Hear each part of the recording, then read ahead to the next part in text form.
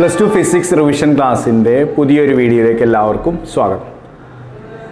നമ്മൾ കഴിഞ്ഞ 3 ക്ലാസ്സുകളിലായി ആദ്യത്തെ 3 ചാപ്റ്ററുകൾ ഡിസ്കസ് ചെയ്തിരുന്നു. ഇന്ന് നമ്മൾ ഡിസ്കസ് ചെയ്യാൻ ഉദ്ദേശിക്കുന്നത് 4ാമത്തെ ചാപ്റ്ററായ മൂവിങ് ചാർജസ് ആൻഡ് മാഗ്നറ്റിസം. ആദ്യത്തെ 3 ചാപ്റ്ററുകളുടെ പ്രത്യേകത നമുക്കറിയാം, 3ഉം ഇലക്ട്രിസിറ്റിയുമായി ബന്ധപ്പെട്ട ചാപ്റ്റേഴ്സ് ആയിരുന്നു. അപ്പോൾ അതിലെ പ്രത്യേകം ശ്രദ്ധിക്കേണ്ട ഏരിയകൾ നമ്മൾ ഡിസ്കസ് ചെയ്തിരുന്നു. അതുപോലെ 4ാമത്തെ ചാപ്റ്റർ 5ാമത്തെ ചാപ്റ്ററും മാഗ്നറ്റിസവുമായി റിലേറ്റ് ചെയ്യുന്ന ചാപ്റ്റേഴ്സാണ് നമുക്കറിയാം. ഇന്ന് നമ്മൾ മാഗ്നറ്റിസവുമായി റിലേറ്റ് ചെയ്യുന്ന ആദ്യത്തെ ചാപ്റ്ററായ മൂവിങ് ചാർജസ് ആൻഡ് മാഗ്നറ്റിസം ആണ് ഡിസ്കസ് ചെയ്യാൻ പോകുന്നത്. അപ്പോൾ അതിൽ വരുന്ന കാര്യങ്ങളൊക്കെ നിങ്ങൾ ഓർക്കുന്നുണ്ടാവും. മാഗ്നറ്റിക് ഫോഴ്സ് വരുന്നുണ്ട്, അതുപോലെ ഇമ്പോർട്ടൻ്റ് ആയ ചില ലോസ് നമ്മൾ പഠിച്ചു, അതിൻ്റെ ആപ്ലിക്കേഷൻസ് നമ്മൾ ഡിസ്കസ് ചെയ്തു. അപ്പോൾ അതൊന്നും കൂടി റിവൈസ് ചെയ്തുകൊണ്ട് നമ്മൾ എക്സാമിന് എഴുതുന്ന രീതിയിലേക്ക് പ്രിപ്പയർ ചെയ്യുക എന്നുള്ളതാണ് ക്ലാസ്സിൻ്റെ ഉദ്ദേശം. നമുക്കറിയാം, അപ്പോൾ കൂടെ പഠിക്കുക, ഡെറിവേഷൻസ് എഴുതി പഠിക്കാം. പിന്നെ 4ാമത്തെ ചാപ്റ്ററിൽ ആദ്യത്തെ ടോപ്പിക്കായിട്ട് വരുന്നത് മാഗ്നറ്റിക് ഫോഴ്സ്. നമ്മൾ പറഞ്ഞു മാഗ്നറ്റിസവുമായി ബന്ധപ്പെട്ട ചാപ്റ്ററാണ്. സ്വാഭാവികമായിട്ടും ആദ്യമായിട്ട് നമ്മൾ ഡിസ്കസ് ചെയ്യേണ്ടത് മാഗ്നറ്റിക് ഫോഴ്സും ഫീൽഡും ഒക്കെ തന്നെയാണ്. നമുക്ക് ഫീൽഡ് എന്നുള്ളൊരു ധാരണയുണ്ട്. ഫോഴ്സ് എക്സ്പീരിയൻസ് ചെയ്യുന്ന സ്ഥലങ്ങളെയാണ് നമ്മൾ ഫീൽഡ് എന്ന് വിളിക്കാറ്. അത് ഇലക്ട്രിക് ഫീൽഡ് ആണെങ്കിലും മാഗ്നറ്റിക് ഫീൽഡ് ആണെങ്കിലും മറ്റേത് ഫീൽഡ് ആണെങ്കിലും. അപ്പോൾ എവിടെയും മാഗ്നറ്റിക് ഫീൽഡ് എന്നുള്ളൊരു ഐഡിയ നമുക്കുണ്ട്. മാഗ്നറ്റിക് ഫോഴ്സ് എക്സ്പീരിയൻസ് ചെയ്യുന്ന സ്ഥലത്തെ നമ്മൾ വിളിച്ച പേരായിരുന്നു എന്ത്? Magnetic field. The space where magnetic force is experienced. അങ്ങനെയാണെങ്കിൽ ആ മാഗ്നറ്റിക് ഫോഴ്സിൻ്റെ ഇക്വേഷൻ എന്തായിരിക്കും എന്നുള്ളതാണ്. അപ്പോൾ നമ്മൾ ഡീറ്റെയിൽ ആയിട്ട് പറഞ്ഞ് ക്ലാസ് എടുത്ത കാര്യങ്ങളാണ് അതൊക്കെ. ഒരു മൂവ് ചെയ്യുന്ന ചാർജിന് ഇലക്ട്രിക് ഫീൽഡിന് പുറമെ മാഗ്നറ്റിക് ഫീൽഡ് കൂടി ഡെവലപ്പ് ചെയ്യാനുള്ള കഴിവുണ്ട് നമ്മൾ പറഞ്ഞു അല്ലേ. റെസ്റ്റ് ഇരിക്കുന്ന ചാർജിന് എന്തോ മാത്രമേ ഉള്ളൂ, അതിൻ്റെ ചുറ്റുഭാഗത്തും ഇലക്ട്രോസ്റ്റാറ്റിക് ഫോഴ്സ് മാത്രമേ എക്സ്പീരിയൻസ് ചെയ്യാൻ കഴിയുന്നുള്ളൂ. എങ്കിൽ മൂവ് ചെയ്യുന്ന ചാർജിന് ഇലക്ട്രിക് ഫോഴ്സിന് പുറമെ മാഗ്നറ്റിക് ഫോഴ്സ് കൂടി ഡെവലപ്പ് ചെയ്യാൻ കഴിയും നമ്മൾ പഠിച്ചു. അപ്പം ഇത്തരം കാര്യങ്ങളൊക്കെ നമ്മൾ ഡീറ്റെയിൽ ആയിട്ട് പഠിച്ചു. ഇനി എക്സാം പോയിന്റ് ഓഫ് വ്യൂയിലേക്ക് വരികയാണെങ്കിൽ നമ്മൾ പറഞ്ഞു, ആദ്യം നമ്മൾ പഠിക്കേണ്ട ഇക്വേഷൻ എന്താണ്? മാഗ്നറ്റിക് ഫോഴ്സിൻ്റെ ഇക്വേഷൻ ആയ F is equal to Q into V cross B. നമുക്കറിയാം, ക്യൂ എന്ന് പറയുന്ന ചാർജ് വി വെലോസിറ്റിയിൽ ബി മാഗ്നറ്റിക് ഫീൽഡിലൂടെ മൂവ് ചെയ്യുകയാണെങ്കിൽ അതിന് എക്സ്പീരിയൻസ് ചെയ്യുന്ന ഫോഴ്സിൻ്റെ ഇക്വേഷൻ ആയിരുന്നു എന്ത്? F is equal to Q into V cross B അല്ലേ. അപ്പോൾ വിയുടെ ചാർജിൻ്റെ വെലോസിറ്റിയാണ്, ക്യൂ എന്ന് പറഞ്ഞാൽ ആ ബോഡിയുടെ ചാർജാണ്, ബി മാഗ്നറ്റിക് ഫീൽഡ്. നമുക്കറിയാം വി ക്രോസ് ബി ആണെന്നല്ലേ. ക്രോസ് പ്രൊഡക്റ്റ് ആകുമ്പോൾ ആൻസർ എന്താ? വി ബി സൈൻ തീറ്റ ആയിരിക്കും അല്ലേ. വെലോസിറ്റിയും അതുപോലെ മാഗ്നറ്റിക് ഫീൽഡ് തമ്മിലുള്ള ആംഗിളാണ് അവിടെ നമ്മൾ തീറ്റ ആയിട്ട് എടുക്കുന്നത്. അങ്ങനെയാണെങ്കിൽ നോക്കൂ, എഫ് എന്ന് പറയുന്ന വെക്ടറിന്റെ ഡയറക്ഷൻ കൂടെ ആയിരിക്കും perpendicular to both V and B. Velocity വെക്ടറിന്റെയും മാഗ്നറ്റിക് ഫീൽഡ് വെക്ടറും അടങ്ങുന്ന പ്ലെയിനിന് പെർപെൻഡിക്കുലർ ആയിരിക്കും മാഗ്നറ്റിക് ഫോഴ്സിന്റെ ഡയറക്ഷൻ എന്ന് പറയുന്നത്. ഓക്കെ, അപ്പം അതും കൂടി ഓർത്ത് വെക്കുക, കൂടെ ഇക്വേഷൻ പഠിച്ചു വെക്കുക. ദെൻ നോക്കൂ, ഒരു ചാർജ് റെസ്റ്റിലാണെങ്കിൽ വി 0 ആയിരിക്കും. വി 0 ആണെങ്കിൽ എഫ് എന്താണ്? 0 ആണ്. അപ്പോൾ ഒരു മാഗ്നറ്റിക് ഫീൽഡിൽ ഒരു ചാർജ് റെസ്റ്റിലിരിക്കുകയാണെങ്കിൽ അതിൻ്റെ മുകളിലുള്ള മാഗ്നറ്റിക് ഫോഴ്സ് എന്തായിരിക്കും? 0 ആയിരിക്കും. എന്നാൽ അത് മൂവ് ചെയ്യുമ്പോഴേ അതിൻ്റെ മുകളിൽ എന്ത് ചെയ്യുള്ളൂ? ഫോഴ്സ് എക്സ്പീരിയൻസ് ചെയ്യുള്ളൂ എന്നർത്ഥം. ഓക്കെ, അത് നോക്കൂ, മൂവ് ചെയ്യുകയാണെങ്കിൽ തന്നെ ഫോഴ്സ് എക്സ്പീരിയൻസ് ചെയ്യാത്തൊരു കണ്ടീഷൻ ഉണ്ട്. എപ്പോഴാണ്? നോക്കൂ, ചാർജ് ക്യൂ ആണ്, വി വെലോസിറ്റി ഉണ്ട്, ബി മാഗ്നറ്റിക് ഫീൽഡ് ഉണ്ട്. എന്നാൽ velocity and magnetic field are parallel to each other. നിങ്ങൾ കേസ് പറയാലോ, ചാർജഡ് പാർട്ടിക്കിൾ മൂവ് ചെയ്യുന്നത് മാഗ്നറ്റിക് ഫീൽഡിന് അതേ ഡയറക്ഷനിലാണെങ്കിൽ what about the theta? Theta 0. അങ്ങനെയാണെങ്കിൽ ഇവിടെ വി ബി സൈൻ തീറ്റയിൽ സൈൻ 0 വരും. സൈൻ 0 നമുക്കറിയാം. Then the magnetic force will be 0. ഇപ്പോൾ നോക്കൂ, റെസ്റ്റ് ഇരിക്കുന്ന ചാർജിന് മുകളിൽ ഫീൽഡ് ഇല്ല എന്ന് പഠിച്ച കൂടെ നമ്മൾ ഒന്നുകൂടി മനസ്സിലാക്കി വെക്കുക, മൂവിങ് ചാർജിന്റെ മുകളിലും ഫീൽഡ് ഇല്ലാത്ത ഒരു കേസ് ഉണ്ട്. എപ്പോഴാണത്? When the charged particle moving along the direction of the magnetic field. ഈ 2 കാര്യങ്ങളാണ് അവിടെ നമ്മൾ പഠിച്ചു വെക്കേണ്ടത്. ഇപ്പോൾ ഒരു ചാർജ്ഡ് പാർട്ടിക്കിൾ മൂവ് ചെയ്യുമ്പോൾ അതിന്മേ എക്സ്പീരിയൻസ് ചെയ്യുന്ന ആ മാഗ്നറ്റിക് ഫീൽഡ് ഉണ്ടാക്കുന്ന ഫോഴ്സിന്റെ ഇക്വേഷൻ ആണ് നമ്മൾ ഡിസ്കസ് ചെയ്തത്. F is equal to Q into V cross B. Then the direction of that force is perpendicular to the plane containing velocity and magnetic field. Then അത് maximum എപ്പോൾ ആവും? Minimum എപ്പോൾ ആവും? അതാണ് നമ്മൾ ഡിസ്കസ് ചെയ്തത്. വിയും ബിയും ഒരേ ഡയറക്ഷനിലാണെങ്കിൽ ഫോഴ്സ് മിനിമം ആയിരിക്കും, അത് 0 ആയിരിക്കും. ദെൻ വിയും ബിയും മ്യൂച്വലി പെർപെൻഡിക്കുലർ ആണെങ്കിൽ സൈൻ 90 1 ആവും. ദെൻ മാക്സിമം ഫോഴ്സ് നമുക്ക് എക്സ്പീരിയൻസ്. അപ്പോൾ മാക്സിമം ഫോഴ്സ് കിട്ടുന്ന എപ്പോഴാണ്? വിയും ബിയും തമ്മിൽ ആംഗിൾ 90 ആവുമ്പോൾ. എത്രയായിരിക്കും അത്? Q into V into B ആയിരിക്കും. അപ്പോൾ ഈ 3-4 കേസുകൾ നമ്മൾ നന്നായിട്ട് മനസ്സിലാക്കി വെക്കുക. ഇനി ഒരു ചാർജഡ് പാർട്ടിക്കിൾ മൂവ് ചെയ്യുന്നത് ഒരു കമ്പൈൻഡ് ഫീൽഡിലാണെങ്കിൽ അവിടെ ഇലക്ട്രിക് ഫീൽഡും ഉണ്ട്, മാഗ്നറ്റിക് ഫീൽഡും ഉണ്ട്. സ്വാഭാവികമായിട്ടും ചാർജിൻ്റെ മുകളിൽ ഇലക്ട്രിക് ഫോഴ്സും മാഗ്നറ്റിക് ഫോഴ്സും എക്സ്പീരിയൻസ് ചെയ്യും. അങ്ങനെയാണെങ്കിൽ ആ ടോട്ടൽ ഫോഴ്സ് കാണുന്ന ഇക്വേഷനാണ് Q into E plus V cross B. നമുക്കറിയാം ഇലക്ട്രോസ്റ്റാറ്റിക് ഫോഴ്സിൻ്റെ ഇക്വേഷൻ എന്താ? QE ആണ്. മാഗ്നറ്റിക് ഫോഴ്സിൻ്റെ ഇക്വേഷൻ നമ്മൾ പഠിച്ചു Q into V cross B ആണ്. അവ തമ്മിൽ വെക്ടർ അഡീഷൻ നടത്തി കഴിഞ്ഞാൽ കിട്ടുന്ന റിസൾട്ട് ആയിരിക്കും എന്ത്? നെറ്റ് ഫോഴ്സ് എന്ന് പറയുന്നത്. അപ്പോൾ QE plus Q into V cross B, അതിന് നമ്മൾ വെക്ടർ അഡീഷൻ നടത്തി Q കോമൺ ആയി പുറത്തെടുത്തു. ദെൻ Q ഇൻറ്റു എന്തെഴുതി? E plus V cross B എന്നെഴുതി. ഇങ്ങനെ നമുക്ക് net force on a charged particle moving through a combined electric and magnetic ഫീൽഡിൻ്റെ വാല്യൂ കാൽക്കുലേറ്റ് ചെയ്യാം. രണ്ട് ഫോഴ്സുകളുടെയും വെക്ടർ സം ചെയ്താൽ മതി എന്നാണ് ഇക്വേഷൻ പറയുന്നത്. ഈ ഇക്വേഷനിൽ കിട്ടുന്ന അല്ലെങ്കിൽ ഈ നെറ്റ് ഫോഴ്സിനെ നമ്മൾ എന്ത് വിളിക്കുന്നു? ലോറൻസ് ഫോഴ്സ് എന്ന് വിളിക്കാറുണ്ട്. Okay, what is Lorentz force എന്ന് നമുക്ക് ചോദിക്കാം. ദെൻ ഇക്വേഷൻ എഴുതിയാൽ മതി. അല്ലെങ്കിൽ നമുക്ക് എന്ത് എഴുതാം? The net force experienced on A moving charge through a combined electric and magnetic field. Clear ആണല്ലോ? അപ്പോൾ ലോറൻസ് ഫോഴ്സ് എന്താണെന്ന് കൂടി കൂട്ടത്തിൽ പഠിച്ചു വെക്കാം. ഇനി മാഗ്നറ്റിക് ഫീൽഡ് നമുക്കറിയാം, നമ്മൾ നേരത്തെ ഡിസ്കസ് ചെയ്തു. മാഗ്നറ്റിക് ഫോഴ്സ് എക്സ്പീരിയൻസ് ചെയ്യുന്ന അത്രയും റീജിയനെ നമ്മൾ വിളിച്ച പേരായിരുന്നു എന്ത്? Magnetic field. അങ്ങനെ വേണമെങ്കിൽ ആൻസർ കൊടുക്കാം, the region where magnetic force is experienced. അപ്പോൾ നോക്കൂ, നമുക്കിതിനെ ഒരു ഇക്വേഷൻ ആയിട്ട് എങ്ങനെ കാണിക്കാന്നുള്ളതാണ്. ഇക്വേഷൻ ആയിട്ട് എഴുതുമ്പോൾ B ഈക്വൽ ടു നമുക്ക് എന്ത് എഴുതാം? F/QE. അപ്പോൾ മാഗ്നറ്റിക് ഫീൽഡ് അങ്ങനെ ഇക്വേഷൻ നമുക്ക് പറയാൻ പറ്റും. എങ്ങനെയാണ് നോക്കൂ, ഈ ഇക്വേഷനിൽ നമുക്കറിയാം maximum force is equal to Q into V cross B ആണ്. 90 ഡിഗ്രി ആകുമ്പോൾ Q ഇൻറ്റു വി ബി എന്ന് എഴുതാലോ. അതിൽ നിന്നാണ് നമ്മൾ B ഈക്വൽ ടു എന്ത് എഴുതുന്നത്? F/QE എന്നുള്ള ഇക്വേഷൻ എഴുതിയിട്ടുള്ളത്. ഓക്കെ, അപ്പോൾ അത് വെച്ച് നമുക്ക് അതിൻ്റെ യൂണിറ്റ് പറയാം. നമുക്ക് മാഗ്നറ്റിക് ഫീൽഡിൻ്റെ യൂണിറ്റ് ആയിട്ട് നമ്മൾ പറയുന്നത് ടെസ്ലയാണ് അല്ലേ. ക്യാപിറ്റൽ ലെറ്റർ T വെച്ചാണ് അതിനെ റെപ്രസെൻറ്റ് ചെയ്യാറ്. അപ്പോൾ എന്തായാലും ഓർത്തു വെക്കുക, the unit of magnetic field is Tesla. Then അതുപോലെ ഗോസ് എന്ന് പറയുന്ന ഒരു യൂണിറ്റ് കൂടി യൂസ് ചെയ്യാറുണ്ട്. CGS-ൽ നമ്മൾ ഗോസ് എന്ന് പറയുന്ന യൂണിറ്റ് ആണ് മാഗ്നറ്റിക് ഫീൽഡിന് യൂസ് ചെയ്യാറ്. അപ്പോൾ 1 ഗോസ് ഈക്വൽ ടു എത്രയാണ് നമ്മൾ അറിഞ്ഞിരിക്കണം? 10⁻⁻⁴ ടെസ്ല. പലപ്പോഴും നമുക്ക് വാല്യൂസ് ഗോസിലായിരിക്കും തരിക, പ്രോബ്ലത്തിലൊക്കെ നമുക്കത് ടെസ്ലയിലേക്ക് കൺവേർട്ട് ചെയ്യേണ്ടി വരും. അപ്പോൾ ആ കേസിൽ നമുക്ക് യൂസ് ചെയ്യണമെങ്കിൽ ഇത് അറിഞ്ഞിരിക്കണം. 1 ഗോസ് ഈക്വൽ ടു എത്രയാണ്? 10⁻⁴ ടെസ്ല. ഓക്കെ, ഇനി മാഗ്നറ്റിക് ഫോഴ്സുമായി റിലേറ്റ് ചെയ്യുന്ന മറ്റൊരു ഇമ്പോർട്ടൻറ്റ് പോയിന്റ് ആണ് magnetic field on A current carrying conductor. നമ്മൾ നേരത്തെ പറഞ്ഞത് ഒരു ചാർജ് മാഗ്നറ്റിക് ഫീൽഡിലൂടെ മൂവ് ചെയ്യുമ്പോൾ അതിൻ്റെ മുകളിൽ ഫോഴ്സ് എക്സ്പീരിയൻസ് ചെയ്യുന്നു, അതിൻ്റെ വാല്യൂസും കാര്യങ്ങളൊക്കെയാണ് നമ്മൾ ഡിസ്കസ് ചെയ്ത് വന്നത്. ഇനി നമ്മൾ ഡിസ്കസ് ചെയ്യാൻ പോകുന്നത് ഒരു മാഗ്നറ്റിക് ഫീൽഡിൽ ഒരു കറണ്ട് ക്യാരിങ് കണ്ടക്ടർ വെച്ചാൽ ആ കണ്ടക്ടറിൻ്റെ മുകളിൽ ഫീൽഡ് ഒരു ഫോഴ്സ് എക്സ്പീരിയൻസ് ചെയ്യും. എന്തുകൊണ്ടാണ്? കണ്ടക്ടറിലൂടെ ഇലക്ട്രോൺസ് ആണ് ഫ്ലോ ചെയ്യുന്നത്. അപ്പോൾ മൂവിങ് ചാർജസ് ആണ് അല്ലേ.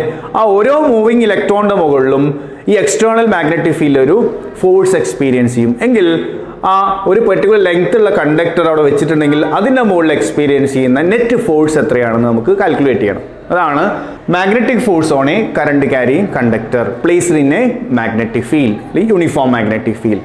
അപ്പോൾ നമുക്ക് അതിന് വേണ്ടി ഒരു യൂണിഫോം മാഗ്നറ്റിക് ഫീൽഡ് നമ്മൾ ഇവിടെ എടുത്തിട്ടുണ്ട്. മാഗ്നറ്റിക് ഫീൽഡ് ഇൻറ്റൻസിറ്റി B എന്ന് നമ്മൾ റെപ്രസെൻറ്റ് ചെയ്തു, ഡയറക്ഷൻ അവിടെ കാണിച്ചിട്ടുണ്ട്. അപ്പോൾ ഇതിലൂടെ ഒരു കണ്ടക്ടറാണ് കാണിച്ചിട്ടുണ്ട്. ആ കണ്ടക്ടറിൻ്റെ area of cross section A, നമ്മൾ ഗിവൺ ലെങ്ത് എടുത്തിട്ടുണ്ട് L, അതിലൂടെ I കറണ്ട് എന്ത് ചെയ്യുന്നുണ്ട്? പാസ് ചെയ്യുന്നുണ്ട്. അപ്പോൾ മാഗ്നറ്റിക് ഫീൽഡിൽ ഈ കണ്ടക്ടറിൻ്റെ ലെങ്ത് ആണ് L, കണ്ടക്ടർ അങ്ങോട്ട് നീണ്ടു പോകുന്നുണ്ട് അല്ലേ. അപ്പോൾ ഈ കണ്ടക്ടറിൻ്റെ L ലെങ്ത്തിൽ എത്ര ഫോഴ്സ് എക്സ്പീരിയൻസ് ചെയ്യുന്നതാണ് നമുക്ക് കാണേണ്ടത്. നമ്മൾ നേരത്തെ പറഞ്ഞു എന്തുകൊണ്ടാണ് ഫോഴ്സ് എക്സ്പീരിയൻസ് ചെയ്യുന്നതെന്ന്. എന്തുകൊണ്ടാണ്? ആ കണ്ടക്ടറിലൂടെ ഒഴുകുന്ന ഇലക്ട്രോൺ മൂവിങ് ചാർജസ് ആണല്ലേ.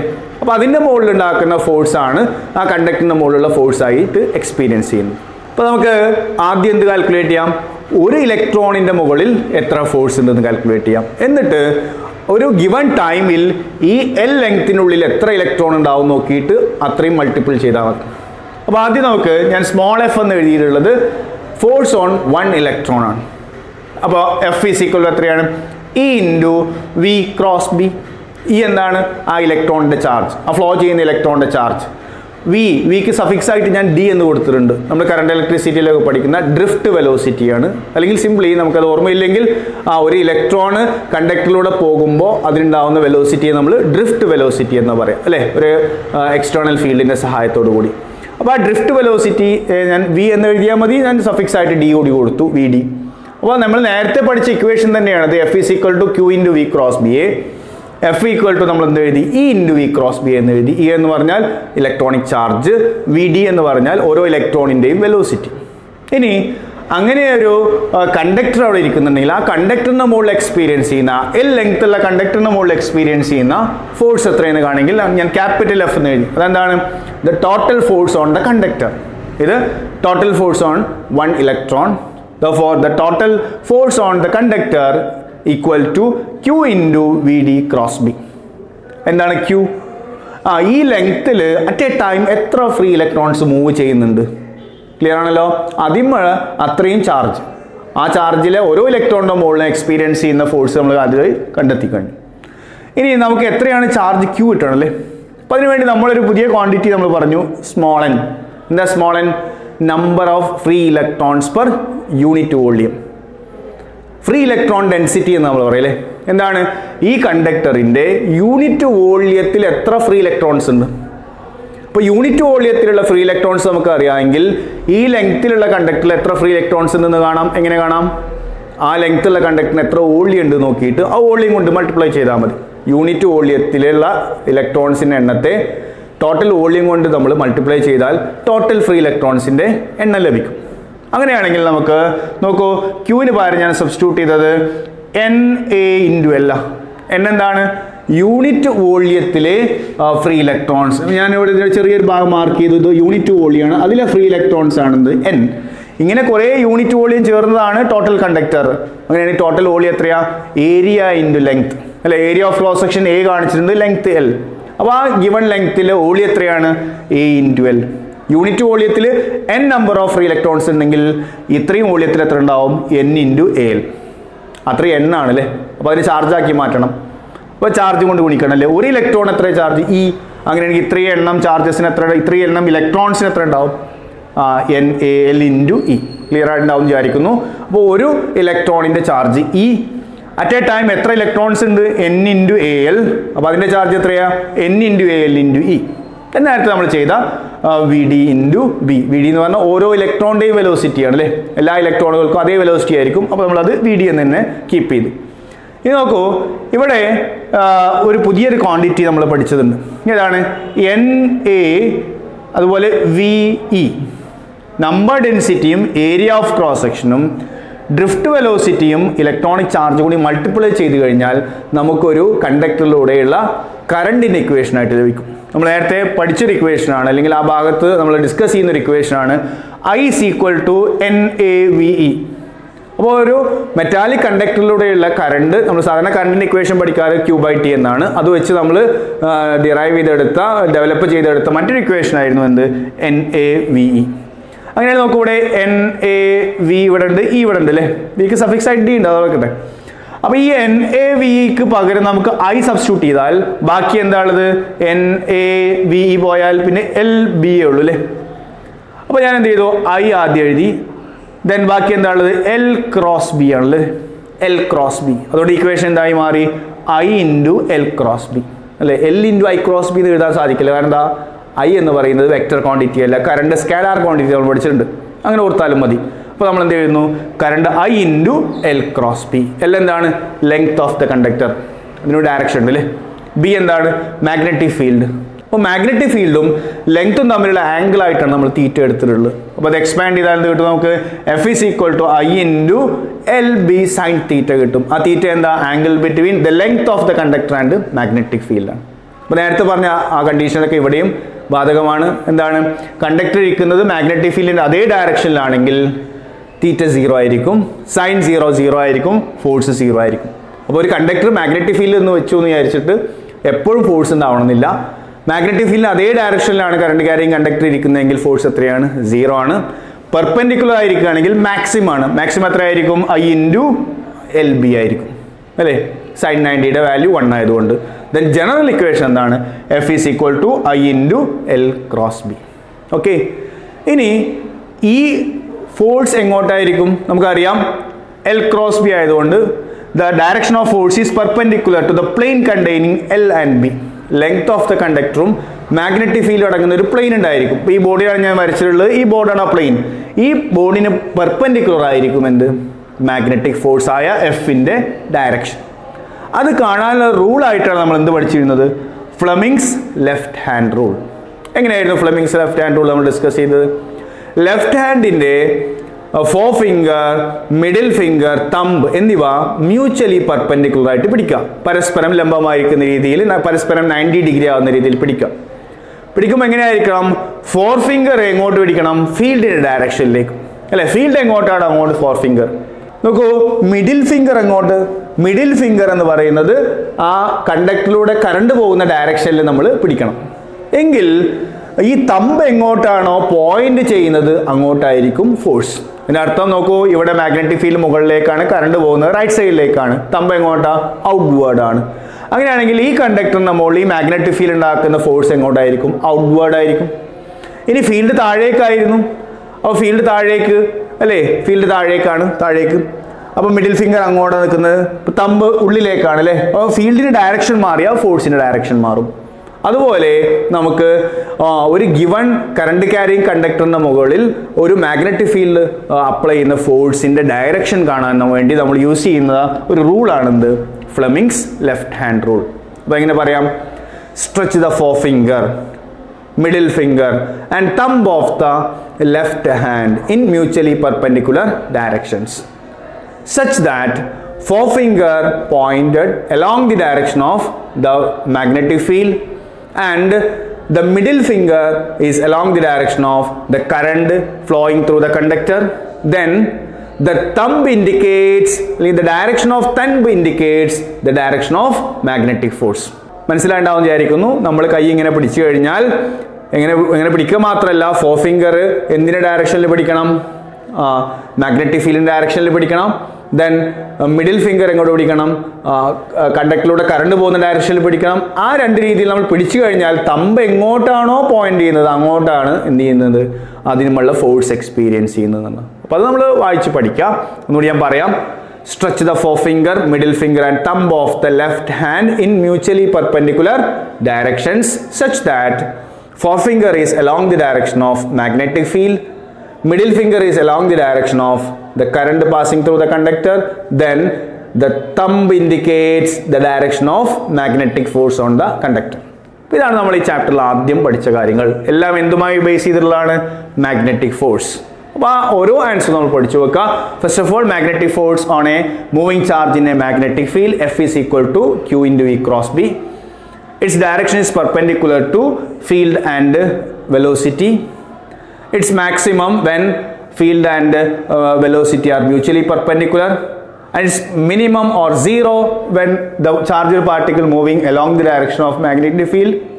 Then another equation, the total magnetic force on a moving charge in a combined electric and magnetic field, that is F is equal to Q into E plus V cross P, and that is what is called Lorentz force. Okay, then next point also magnetic field. Magnetic field means it's a region where magnetic force is experienced, and this equation B equal to F by QV. അല്ലേ, ഈ case വെച്ച് നമുക്ക് എഴുതാവുന്ന equation ആണത്. Then its unit is Tesla or Gauss. അതിൻ്റെ relation പഠിച്ചു വെക്കാം. Finally നമ്മൾ പഠിച്ചത് എന്തായിരുന്നു? The magnetic force on a current carrying conductor placed in a magnetic field. Equation നമുക്ക് ലഭിച്ചത് F is equal to I into L cross P. നമ്മളെങ്ങനെ കണ്ടുപിടിച്ചത്? ആദ്യം ഒരു ഇലക്ട്രോണുമായുള്ള ഫോഴ്സ് കണ്ടുപിടിച്ചു. ദെൻ ഒരു ഗിവൺ ടൈമിൽ L ലെങ്ത് ഉള്ള കണ്ടക്ടറിൽ എത്ര ഇലക്ട്രോൺസ് ഉണ്ടാവോ അതിനെ ആ ചാർജ് കൊണ്ട് മൾട്ടിപ്ലൈ ചെയ്താൽ നെറ്റ് ചാർജ് എടുക്കാം. അങ്ങനെയാണെങ്കിൽ ആ നെറ്റ് ചാർജ് ഉണ്ടാവുന്ന ഫോഴ്സ് നമ്മൾ കാൽക്കുലേറ്റ് ചെയ്തപ്പോൾ നമുക്ക് കിട്ടിയ ഇക്വേഷൻ ആയിരുന്നു I into L cross P. അത് മാക്സിമം ആവുന്ന കണ്ടീഷൻ നമ്മൾ പറഞ്ഞു 90 ഡിഗ്രിയിലായിരിക്കും. ദെൻ 0 ഡിഗ്രി ആണെങ്കിൽ അവിടെ എന്തായിരിക്കും? മിനിമം ഓർ സീറോ ഫോഴ്സ് ആയിരിക്കും. ദെൻ ആ ഫോഴ്സിൻ്റെ ഡയറക്ഷൻ കാണാനുള്ള റൂളാണ് നമ്മൾ ലാസ്റ്റ് ഡിസ്കസ് ചെയ്തത്. എന്തായിരുന്നു? Fleming's left hand rule. First പോയിന്റിൽ നമ്മൾ മാഗ്നറ്റിക് ഫോഴ്സിനെ കുറിച്ചാണ് ഡിസ്കസ് ചെയ്തത്. ഇനി നമുക്ക് ഡിസ്കസ് ചെയ്യാനുള്ളത് മാഗ്നറ്റിക് ഫോഴ്സിനെ കുറിച്ചുള്ള ഒരു ലോ ആണ്. എന്തായിരുന്നു ലോ? Biot Savart law. അല്ലേ, നമ്മൾ പഠിച്ച ലോ ആണ് ബയോട്ട് സവാർട്ട് ലോ. അപ്പം എന്താണ് ബയോട്ട് സവാർട്ട്സ് ലോ? ഒരു ചെറിയ കറണ്ട് ക്യാരിയിങ് എലമെൻറ്റ് അതിൻ്റെ ചുറ്റുഭാഗത്തുള്ള സ്പേസിലെ ഒരു പോയിന്റിൽ ഉണ്ടാക്കുന്ന മാഗ്നറ്റിക് ഫീൽഡിൻ്റെ വാല്യൂ എത്രയാണെന്ന് പറയുന്നതാണ് ബയോട്ട് സവാർട്ട് ലോ. അല്ലേ, അപ്പോൾ അതിനുവേണ്ടി നമ്മളൊരു കറണ്ട് ക്യാരിയിങ് കണ്ടക്ടർ എടുത്തിട്ടുണ്ട്. ഐ കറണ്ടാണ് അതിലൂടെ ഫ്ലോ ചെയ്യുന്നത്. അതിൽ ചെറിയൊരു ഭാഗം നമ്മളെടുത്തു DL. അല്ലേ? ദെൻ ആ ഡി എൽ എന്ന് പറയുന്ന കറണ്ട് ഒഴുകുന്ന അത്രയും നീളത്തിലുള്ള കണ്ടക്ടർ, അതിന് ചുറ്റുഭാഗത്തുള്ള ഒരു സ്ഥലത്തിൽപ്പെട്ട ഒരു പോയിന്റാണ് പി. ഈ പിയിൽ ഉണ്ടാക്കുന്ന മാഗ്നറ്റിക് ഫീൽഡിന്റെ ഇന്റൻസിറ്റി എത്രയായിരിക്കും എന്നുള്ളതാണ് നമ്മൾ കാൽക്കുലേറ്റ് ചെയ്യാൻ പോകുന്നത്. അപ്പോൾ അതിന് നമ്മൾ പഠിച്ച ഇക്വേഷൻ എന്തായിരുന്നു? ദ ഡി ബി എന്ന് പറഞ്ഞാൽ field at P due to the small current carrying element. അപ്പോൾ അത് ടോട്ടൽ ഫീൽഡ് അല്ല അല്ലേ, ആ എലമെന്റ് കൊണ്ട് മാത്രം ഉണ്ടാകുന്ന ഫീൽഡാണ്. നോക്കൂ, അതുപോലെ ഒരുപാട് എലമെന്റ്സ് ഈ കണ്ടക്ടറിലുണ്ട്. അപ്പോൾ നെറ്റ് ഫീൽഡ് അല്ല അത്, ആ എലമെന്റ് മാത്രം ആ സ്ഥലത്ത് ഉണ്ടാക്കുന്ന മാഗ്നറ്റിക് ഫീൽഡ്. അതുകൊണ്ടാണ് ഡി ബി എന്ന് കൊടുത്തുള്ളത്. D B is proportional to I D L sine theta by R square. നമ്മളോട് ബയോട്ട് സവാർട്സ് ലോയുടെ സ്റ്റേറ്റ്മെന്റ് എഴുതാൻ പറഞ്ഞാൽ നമ്മൾ ഈ പ്രൊപ്പോർഷണാലിറ്റി എഴുതുന്നതായിരിക്കും നല്ലത്. അപ്പോൾ എന്താണ് ഡി ബി എന്ന് പറഞ്ഞാൽ? Field at P due to the small current carrying element is directly proportional to current flowing through the conductor or element. dl means the length of the element. Then sin theta, what's theta? Theta is the angle between the dl and r. r എന്ന് പറഞ്ഞാൽ എലമെന്റിൽ നിന്നും നമ്മൾ കാണുന്ന പോയിന്റിലേക്കുള്ള distance ആണ് r. അപ്പോൾ ആ D എല്ലും ആറും തമ്മിലുള്ള ആംഗിൾ ആണ് തീറ്റ. ദെൻ ആർ സ്ക്വയർ ആണ് താഴെ വരുന്നത്, നമ്മൾ നേരത്തെ പറഞ്ഞു, ആ ഡിസ്റ്റൻസിന്റെ സ്ക്വയർ. അപ്പോൾ നമ്മൾ സ്റ്റേറ്റ്മെന്റ് ആയിട്ട് എഴുതാൻ പോയി കഴിഞ്ഞാൽ ഒരുപാട് ലെങ്തിയാണ്. അപ്പോൾ അതുകൊണ്ട് ഏറ്റവും നന്നായിട്ട് നമുക്കത് ആൻസർ ചെയ്യാൻ പറ്റുന്നത് ഈ രീതിയിൽ എഴുതുക എന്നുള്ളതാണ്. ബയോട്ട് സവാർട്സ് ലോന്റെ ആൻസർ പഠിച്ചു വെക്കുക. എന്തായിരുന്നു? D B proportional to I D L sine theta by R square. Clear? അപ്പോൾ മാഗ്നറ്റിക് ഫീൽഡ് എന്തിനൊക്കെ ഡിപ്പെൻഡ് ചെയ്യുന്നു നമുക്ക് ആ ഇക്വേഷനിൽ തന്നെയുണ്ട്. Current flowing through the conductor, length of the element, angle between element and the distance to the point, and square of the distance between them. Clear? ഇനി ഇതിനെ equation ആക്കി മാറ്റുകയാണെങ്കിൽ ഒരു പ്രൊപ്പോർഷണാലിറ്റി കോൺസ്റ്റന്റ് വരും. ആ പ്രൊപ്പോർഷണാലിറ്റി കോൺസ്റ്റന്റ് ഏതായിരുന്നു? μ0 by 4π. അപ്പോൾ μ0 എന്ന് പറയുന്ന പുതിയൊരു ക്വാണ്ടിറ്റി നമ്മളവിടെ ഇൻട്രൊഡ്യൂസ് ചെയ്തു. μ0 എന്താ വിളിച്ചത് നമ്മൾ? പെർമിയബിലിറ്റി. അപ്പോൾ നമ്മൾ എയർ ആയതുകൊണ്ട് μ0 എന്ന് എഴുതി, എയർ അല്ലെങ്കിൽ നമ്മൾ മ്യൂ എന്നാണ് കൊടുക്കാറ്. അപ്പം നമ്മൾക്കിവിടെ ഇക്വേഷൻ കിട്ടി. എന്താണ്? D B equal to μ0 by 4π I D L sine theta by R square. അതാണ് ബയോട്ട് സവാർട്സ് ലോന്റെ ഇക്വേഷൻ. ആദ്യം നമ്മൾ സ്റ്റേറ്റ്മെന്റിന്റെ മാത്തമാറ്റിക്കൽ ഫോം പറഞ്ഞു. ഇക്വേഷൻ ചോദിക്കുകയാണെങ്കിൽ നമുക്ക് ആ കോൺസ്റ്റന്റ് കൂടി വെച്ച് ഇക്വേഷൻ നമുക്ക് എഴുതാം. ഇനി അതിന്റെ വാല്യൂസ് ജസ്റ്റ് ആയിട്ട് നമ്മൾ മനസ്സിലാക്കി വെക്കണം. μ0ന്റെ വാല്യൂ എത്രയാണ്? 4π × 10⁻⁻7 ടെസ്ല മീറ്റർ പെർ ആംപിയർ. അപ്പോൾ നേരത്തെ നമ്മൾ എപ്സിലോൺ സീറോയുടെ ഒക്കെ വാല്യൂ പഠിച്ചപ്പോൾ യൂണിറ്റ് ഓർത്ത് വെച്ച പോലെ ഇവിടെ യൂണിറ്റ് ഓർത്ത് വെക്കാം. നോക്കൂ, μ0ന്റെ ആണ്. അപ്പം μ0 ഈക്വൽ ടു എന്ന് എഴുതുമ്പോൾ ഈ ആർ സ്ക്വയർ ഇങ്ങോട്ട് പോകും. ദെൻ മുകളിൽ എന്തൊക്കെയുണ്ട്? കറണ്ട് ഉണ്ട്, ലെങ്ത് ഉണ്ട്, സൈൻ തീറ്റയ്ക്ക് പ്രത്യേകിച്ച് യൂണിറ്റ് ഒന്നുമില്ല. അപ്പോൾ ഇവിടെ എന്താണ്ടാവുക? ആംപിയർ ഇവിടെ ഉണ്ടാവും. ഇവിടെ മുകളിൽ മീറ്റർ, താഴെ മീറ്റർ സ്ക്വയർ. അപ്പോൾ മീറ്ററും മീറ്റർ സ്ക്വയറും കൂടി ക്യാൻസൽ ചെയ്ത് പോയി ഇവിടെ ആംപിയർ പെർ മീറ്റർ ഉണ്ടാവും അല്ലേ. ഈ മീറ്റർ മുകളിലേക്ക് പോയി ആംപിയർ താഴേക്ക് വന്നു. അതാണ് യൂണിറ്റ് എന്തായി മാറിയത്? Tesla into metre per ampere എന്നായി മാറിയത്. ഞാൻ ഇങ്ങനെ പറഞ്ഞു തരാൻ കാരണം നമ്മളത് മറന്നുപോകും സ്വാഭാവികമായിട്ടും. അപ്പോൾ ഇക്വേഷൻ വെച്ച് നമുക്ക് ഓർത്തെടുക്കാൻ സാധിക്കണം, അതുകൊണ്ടാണ് അങ്ങനെ പറഞ്ഞത്. എന്തായാലും വാല്യൂ പഠിച്ചു വെക്കാം. 4π × 10⁻⁻7 ടെസ്ല മീറ്റർ പെർ ആംപിയർ. ഇനി μ0 ബൈ 4π ആണെങ്കിൽ വാല്യൂ എന്തായിരിക്കും? അപ്പോൾ ഇവിടെ 4π ക്യാൻസൽ ആയി പോലെ. അങ്ങനെയാണെങ്കിൽ μ0 ബൈ 4πയുടെ വാല്യൂ എത്ര മാത്രമായിരിക്കും? 10⁻⁻7 ടെസ്ല മീറ്റർ പെർ ആംപിയർ മാത്രമായിരിക്കും. ഇനി നമ്മൾ കൂളംസ് ലോ ഒക്കെ പഠിച്ചപ്പോൾ നമ്മൾ അതിന്റെ വെക്റ്റർ ഫോം എഴുതാൻ പഠിച്ചിരുന്നു. ഇതുപോലെ നമുക്ക് ഇവിടെയും ബയോട്ട് സവാർട്സ് ലോയുടെയും എന്ത് ചോദിക്കാം? വെക്റ്റർ ഫോം ചോദിക്കാം. വെക്റ്റർ ഫോം എന്ന് പറയുമ്പോൾ അതിൽ മാഗ്നിറ്റ്യൂഡ് മാത്രം പോരാ, ഡയറക്ഷൻ കൂടി നമ്മൾ റെപ്രസെന്റ് ചെയ്യണം എന്നർത്ഥം. ഇനി നമുക്ക് ഡിസ്കസ് ചെയ്യാനുള്ളത് vector form of Biot Savart law. Coulomb's law ഒക്കെ ഡിസ്കസ് ചെയ്ത സമയത്ത് നമ്മൾ വെക്റ്റർ ഫോം എഴുതിയ പോലെ ഇവിടെയും നമുക്ക് ഇതിനെ വെക്റ്റർ ഫോമാറ്റിലേക്ക് മാറ്റേണ്ടതുണ്ട്. അപ്പോൾ നമ്മൾ പഠിച്ച ഇക്വേഷൻ എന്തായിരുന്നു? D B equal to μ0 by 4π I D L sine theta by R square. അപ്പോൾ ഇതിനെ വെക്റ്റർ ഡി ബി എന്ന് എഴുതണമെങ്കിൽ ഇതിൻ്റെ കൂടെ ഒരു യൂണിറ്റ് വെക്റ്റർ കൂടി നമ്മൾ കൊടുക്കാറുണ്ട് അല്ലേ. അപ്പോൾ യൂണിറ്റ് വെക്ടറോട് കൂടി വരുന്നതോടുകൂടി ഇതെന്തായി? വെക്റ്റർ ഇക്വേഷനായി മാറി. അപ്പോൾ ആ ഡയറക്ഷൻ കൃത്യമായിട്ട് കിട്ടുന്നതിന് വേണ്ടി നമ്മളിവിടെ ഈ യൂണിറ്റ് വെക്റ്ററിന് പകരം vector R by its magnitude എന്ന് കൊടുക്കാം അല്ലേ. നമ്മൾ പഠിച്ചു യൂണിറ്റ് വെക്റ്ററിനെ നമുക്ക് എങ്ങനെ എഴുതാം? ഒരു വെക്റ്ററിനെ അതിൻ്റെ മാഗ്നിറ്റ്യൂഡ് കൊണ്ട് ഡിവൈഡ് ചെയ്താൽ അത് അതിൻ്റെ യൂണിറ്റ് വെക്റ്റർ ആയിരിക്കും.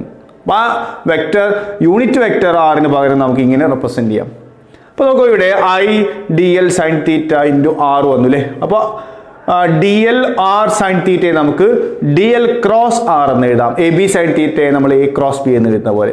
താഴെ എന്ത് വന്നു? R into R square R cube. ഇപ്പോൾ നമുക്കിതിനെ ഒരു വെക്റ്റർ ഫോം ആയിട്ട് എഴുതാം. Vector form of Biot Savart's law ചോദിച്ചു കഴിഞ്ഞാൽ നമ്മൾ ഇത് എഴുതാം. Vector D B equal to μ0/4π dl cross r/r³. ഇപ്പോൾ മാഗ്നിറ്റ്യൂഡിൽ വലിയ വ്യത്യാസമൊന്നും വരുന്നില്ല അല്ലേ, കാരണം നമ്മൾ യൂണിറ്റ് വെക്റ്റർ കൊണ്ടാണ് മൾട്ടിപ്ലൈ ചെയ്ത്. ഇനി ഇതിന് ഡയറക്ഷൻ കൃത്യമായിട്ട് ഇവിടുന്ന് കിട്ടും. The direction of magnetic field is perpendicular to the plane containing dl and r. ഇപ്പോൾ dl എന്ന് പറയുന്ന ഈ ലെങ്ത്തും r എന്ന് പറയുന്ന ഈ ലെങ്ത്തും ഉൾപ്പെടുന്ന ഒരു പ്ലെയിൻ, ഈ ബോർഡിന്റെ പ്ലെയിൻ ആണല്ലേ, ഈ പ്ലെയിനിന് പെർപെൻഡിക്കുലർ ആയിരിക്കും മാഗ്നറ്റിക് ഫീൽഡ്. അപ്പോൾ മാഗ്നറ്റിക് ഫീൽഡ് എന്തായിരിക്കും? ഇൻവേർഡ് ആയിരിക്കും. അങ്ങനെ ചുറ്റുഭാഗത്തുമുള്ള ഓരോ പോയിന്റ് എടുക്കുമ്പോഴും നമുക്കറിയാം അതിൻ്റെ റിസൾട്ട് എന്തായിരിക്കും? ഒരു സർക്കുലാർ ഫോം ആയിരിക്കും. അപ്പോൾ അത് നമുക്കൊരു കാര്യം കൃത്യമായിട്ട് ലഭിക്കുന്നു. മാഗ്നറ്റിക് ഫീൽഡിൻ്റെ ഡയറക്ഷൻ എന്തിന് പെർപെൻഡിക്കുലർ ആണ്? dl r എന്ന് പറയുന്ന രണ്ട് വെക്ടറുകളുടെ പ്ലെയിനിന് പെർപെൻഡിക്കുലർ ആണെന്നും, ഒരു സ്ട്രെയിറ്റ് കണ്ടക്ടറിലൂടെ അങ്ങനെ ഒരു കറണ്ട് ഫ്ലോ ചെയ്യുകയാണെങ്കിൽ അതിൻ്റെ ചുറ്റുഭാഗത്തുണ്ടാകുന്ന മാഗ്നറ്റിക് ഫീൽഡിൻ്റെ ഷേപ്പ് സർക്കുലാർ ഷേപ്പ് ആണെന്ന് നമുക്ക് ഇതിൽ നിന്നും മനസ്സിലാക്കാൻ സാധിക്കും. ഓക്കെ, അപ്പോൾ അതാണ് വെക്റ്റർ ഫോം കൊണ്ട് നമ്മൾ ഉദ്ദേശിച്ചത്. ഇനി നമ്മളിവിടെ പുതിയ ഒരു ക്വാണ്ടിറ്റി പഠിച്ചു, പെർമിയബിലിറ്റി. നേരത്തെ നമ്മൾ പെർമിറ്റിവിറ്റി പഠിച്ചിരുന്നു. അതിൽ നിന്ന് നമുക്ക് പുതിയൊരു ഇക്വേഷൻ ജനറേറ്റ് ചെയ്യാം. അപ്പോൾ μ0 × ε0 എന്ന് പറഞ്ഞ ഇക്വേഷൻ, μ0 × ε0 നമ്മൾ 4π കൊണ്ട് മൾട്ടിപ്ലൈ ചെയ്യുന്നു, 4π കൊണ്ട് ഡിവൈഡ് ചെയ്യുന്നു. അങ്ങനെയാണെങ്കിൽ നമുക്കിവിടെ 4π ε0 × μ0/4π എന്ന് എഴുതാം. ഇനി നോക്കൂ, നമുക്കറിയാം μ0/4πയുടെ വാല്യൂ എത്രയാണ്? 10⁻⁷ ആണ്. നമ്മൾ നേരത്തെ പറഞ്ഞിരുന്നു μ0ന്റെ വാല്യൂ എത്രയാണ്? 4π × 10⁻⁻7 ആണ്. ദെൻ μ0/4π ചെയ്യുമ്പോൾ 4π ക്യാൻസൽ ചെയ്ത് പോയി കഴിഞ്ഞാൽ ബാക്കി 10⁻⁻7 വരും. ഇനി ഇവിടെ 4π ε0 ഉണ്ട്. നമുക്കറിയാം 1/4π ε0ന്റെ വാല്യൂ എത്രയാണ്? 9 × 10⁻9 ആണെങ്കിൽ 4π ε0ന്റെ വാല്യൂ എന്തായിരിക്കും? 1/9 × 10⁻9 ആയിരിക്കും. അതുകൊണ്ടാണ് by9 × 10⁻9 എന്ന് കൊടുത്തത്. ഈ 10⁻7 താഴേക്ക് എഴുതുമ്പോൾ അവിടെ 10⁻16 ആയി മാറും. നമുക്കറിയാം ഇത് 3 × 10⁻8ന്റെ സ്ക്വയർ ആണ്. 3 × 10⁻8 എന്താ? വെലോസിറ്റി ഓഫ് ലൈറ്റ് ഇൻ വാക്വത്തിന്റെ മാഗ്നിറ്റ്യൂഡ് ആണ്. അപ്പോൾ നമുക്ക് ഇതിനെ c² എന്ന് എഴുതാം. c is the velocity of light in vacuum. അങ്ങനെയാണെങ്കിൽ നമുക്ക് c² ഈക്വൽ ടു 1/μ0ε0 എന്ന് എഴുതാം. അല്ലെങ്കിൽ c ഈക്വൽ ടു എന്ന് എഴുതാം 1/√of μ0ε0. അപ്പോൾ പുതിയൊരു ഇക്വേഷൻ നമുക്ക് കിട്ടിയത് അല്ലേ. വാക്വത്തിന്റെ പെർമിയബിലിറ്റിയും പെർമിറ്റിവിറ്റിയും വെച്ച് നമുക്ക് വാക്വത്തിലൂടെ ലൈറ്റിന് പോകാവുന്ന വെലോസിറ്റി കാൽക്കുലേറ്റ് ചെയ്യാം. എങ്ങനെയാണ്? c equal to 1/√of μ0ε0. അതുകൂടി ആ ഭാഗത്ത് വരുന്നുണ്ട്. അത് ജസ്റ്റ് ഒന്ന് പറഞ്ഞു പോയി എന്നേ ഉള്ളൂ. ഇനി നമ്മൾ അടുത്തൊരു പോയിന്റ് ആയിട്ട് പഠിച്ചത് എന്തായിരുന്നു? Magnetic field on the axis of a circular loop. അപ്പം ബയോട്ട്-സാവേർട്ട്സ് ഒരു അപ്ലിക്കേഷൻ ആയിട്ട് നമ്മൾ ഡീറ്റെയിൽ ആയിട്ട് പഠിച്ചൊരു ടോപ്പിക്കാണ്. ഒരു സർക്കുലാർ കോയിലിലൂടെ കറണ്ട് പോകുമ്പോൾ അതിൻ്റെ ആക്സിസിൽ ഒരു പോയിന്റിൽ ഡെവലപ്പ് ചെയ്യുന്ന നെറ്റ് മാഗ്നറ്റിക് ഫീൽഡ് എങ്ങനെ കണക്കാക്കാം. ഓക്കെ, അപ്പം അതിനു മുമ്പ് ബയോട്ട്-സാവേർട്ട്സ് ലോ ഒന്നുകൂടി പഠിച്ചു വെക്കാം. ഇതാണ് ബയോട്ട്-സാവേർട്ട്സ് ലോ.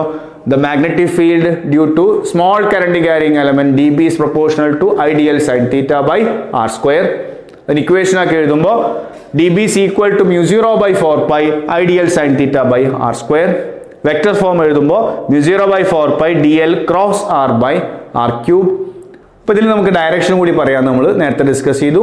മാഗ്നറ്റിക് ഫീൽഡ് ഡയറക്ഷൻ എന്തായിരിക്കും? Perpendicular to the plane containing dl and r. Okay, അതുപോലെ നമുക്ക് വാല്യൂസ് പറഞ്ഞു. μ0ന്റെ വാല്യൂ നമ്മൾ ഓർത്ത് വെക്കാം. ദെൻ പുതിയൊരു കാര്യം നമ്മൾ പറഞ്ഞു. എന്താണ്? c equal to 1/√of μ0ε0. ഇനി നമുക്ക് അതിന്റെ ആപ്ലിക്കേഷനിലേക്ക് വരാം. എന്താണ്? Magnetic field on the axis of a circular coil. നമ്മൾ നേരത്തെ പറഞ്ഞു. അപ്പോൾ അതിനുവേണ്ടി നമ്മൾ ഒരു സർക്കുലാർ കോയിൽ ഇമാജിൻ ചെയ്തു. ആ സർക്കുലാർ കോയിലിലൂടെ I കറണ്ട് ഫ്ലോ ചെയ്യുന്നു. സർക്കുലാർ കോയിലിന്റെ റേഡിയസ് എത്രയാണ്? R. സർക്കുലാർ കോയിലിന്റെ ആക്സിസിൽ ഒരു പോയിന്റ് നമ്മളിവിടെ എടുത്തു. ആ പോയിന്റിലേക്ക് ഈ സെൻട്രലിൽ നിന്ന് എത്ര ദൂരമാണ്? x അല്ലേ. എങ്കിൽ ആ പോയിന്റിലെ നെറ്റ് മാഗ്നറ്റിക് ഫീൽഡ് എത്രയാണെന്ന് നമുക്ക് കാൽക്കുലേറ്റ് ചെയ്യണം. അപ്പോൾ ആദ്യം നമ്മളിവിടെ എന്ത് ചെയ്യണം? ഈ ലൂപ്പിലെ ഒരു ചെറിയ എലമെന്റ് നമ്മൾ കൺസിഡർ ചെയ്യുക, dl ലെങ്ത് ഉള്ള എലമെന്റ്. ആ dl ലെങ്ത് ഉള്ള എലമെന്റിൽ നിന്നും പിയിലേക്കുള്ള ദൂരമാണ് നമ്മളിവിടെ r എന്ന് കാണിച്ചിട്ടുള്ളത്. അപ്പോൾ dl ലെങ്ത് ഉള്ള എലമെന്റിലൂടെ I കറണ്ട് പോകുന്നുണ്ട് എങ്കിൽ ഈ ലെങ്ത് ഉള്ള എലമെന്റ് ഇവിടെ ഉണ്ടാക്കുന്ന മാഗ്നറ്റിക് ഫീൽഡ് ഇക്വേഷൻ അതാണ് നമ്മൾ ബയോട്ട്-സാവേർട്ട്സ് ലോയിൽ പഠിച്ചത്. എന്തായിരുന്നു? dB is equal to then μ0/4π I dl sin theta by r². അത് തന്നെ നമുക്ക് ഇവിടെ യൂസ് ചെയ്യാം. എന്തുകൊണ്ട് സൈൻ തീറ്റ എഴുതിയില്ല? നമ്മൾ ഡീറ്റെയിൽ ആയിട്ട് പഠിച്ചു. സർക്കുലാർ കോയിൽ എങ്ങനെ ഇരിക്കുന്നത്, ഈ ബോർഡിനും പുറത്തേക്കാണ് അല്ലേ, ഉള്ളിലേക്കുമായിട്ടാണ് ഇരിക്കുന്നത്. അപ്പോൾ ആ സർക്കുലാർ കോയിലിൻ്റെ മുകളിലുള്ള ഒരു എലമെൻ്റ് ആണ് ഡി എൽ. ആ ഡി എല്ലും ഈ ആറും തമ്മിലുള്ള ആംഗിൾ എത്രയാണ്? 90 ആണ്. അത് നമ്മൾ കൃത്യമായിട്ട് പഠിച്ചതാണ്. അപ്പോൾ അത് മനസ്സിലാക്കാതെ ഓർക്കുക. ഡി എല്ലും ആറും തമ്മിലുള്ള ആംഗിൾ ഇവിടെ 90 ആയതുകൊണ്ടാണ് നമ്മളിവിടെ സൈൻ തീറ്റ എഴുതാത്തത്. സൈൻ 91 ആണല്ലോ. അപ്പോൾ ആ എലമെന്റ് ഇവിടെ ഉണ്ടാക്കുന്ന ഫീൽഡ് എത്രയാണ്? μ0/4π IdL/r².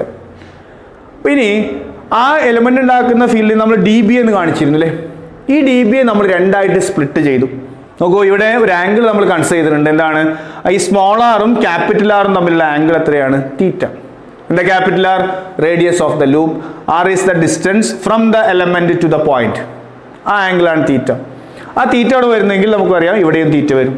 ഇങ്ങനെ ഈ ഡി ബി രണ്ടായിട്ട് റിസോൾവ് ചെയ്തു. ഡി ബി കോസ് തീറ്റയും ഡി ബി സൈൻ തീറ്റയും. നമുക്കറിയാം ഇതിന് ചുറ്റുഭാഗത്തും ഇതുപോലെ ഒരുപാട് എലമെന്റ്സ് ഉണ്ട്.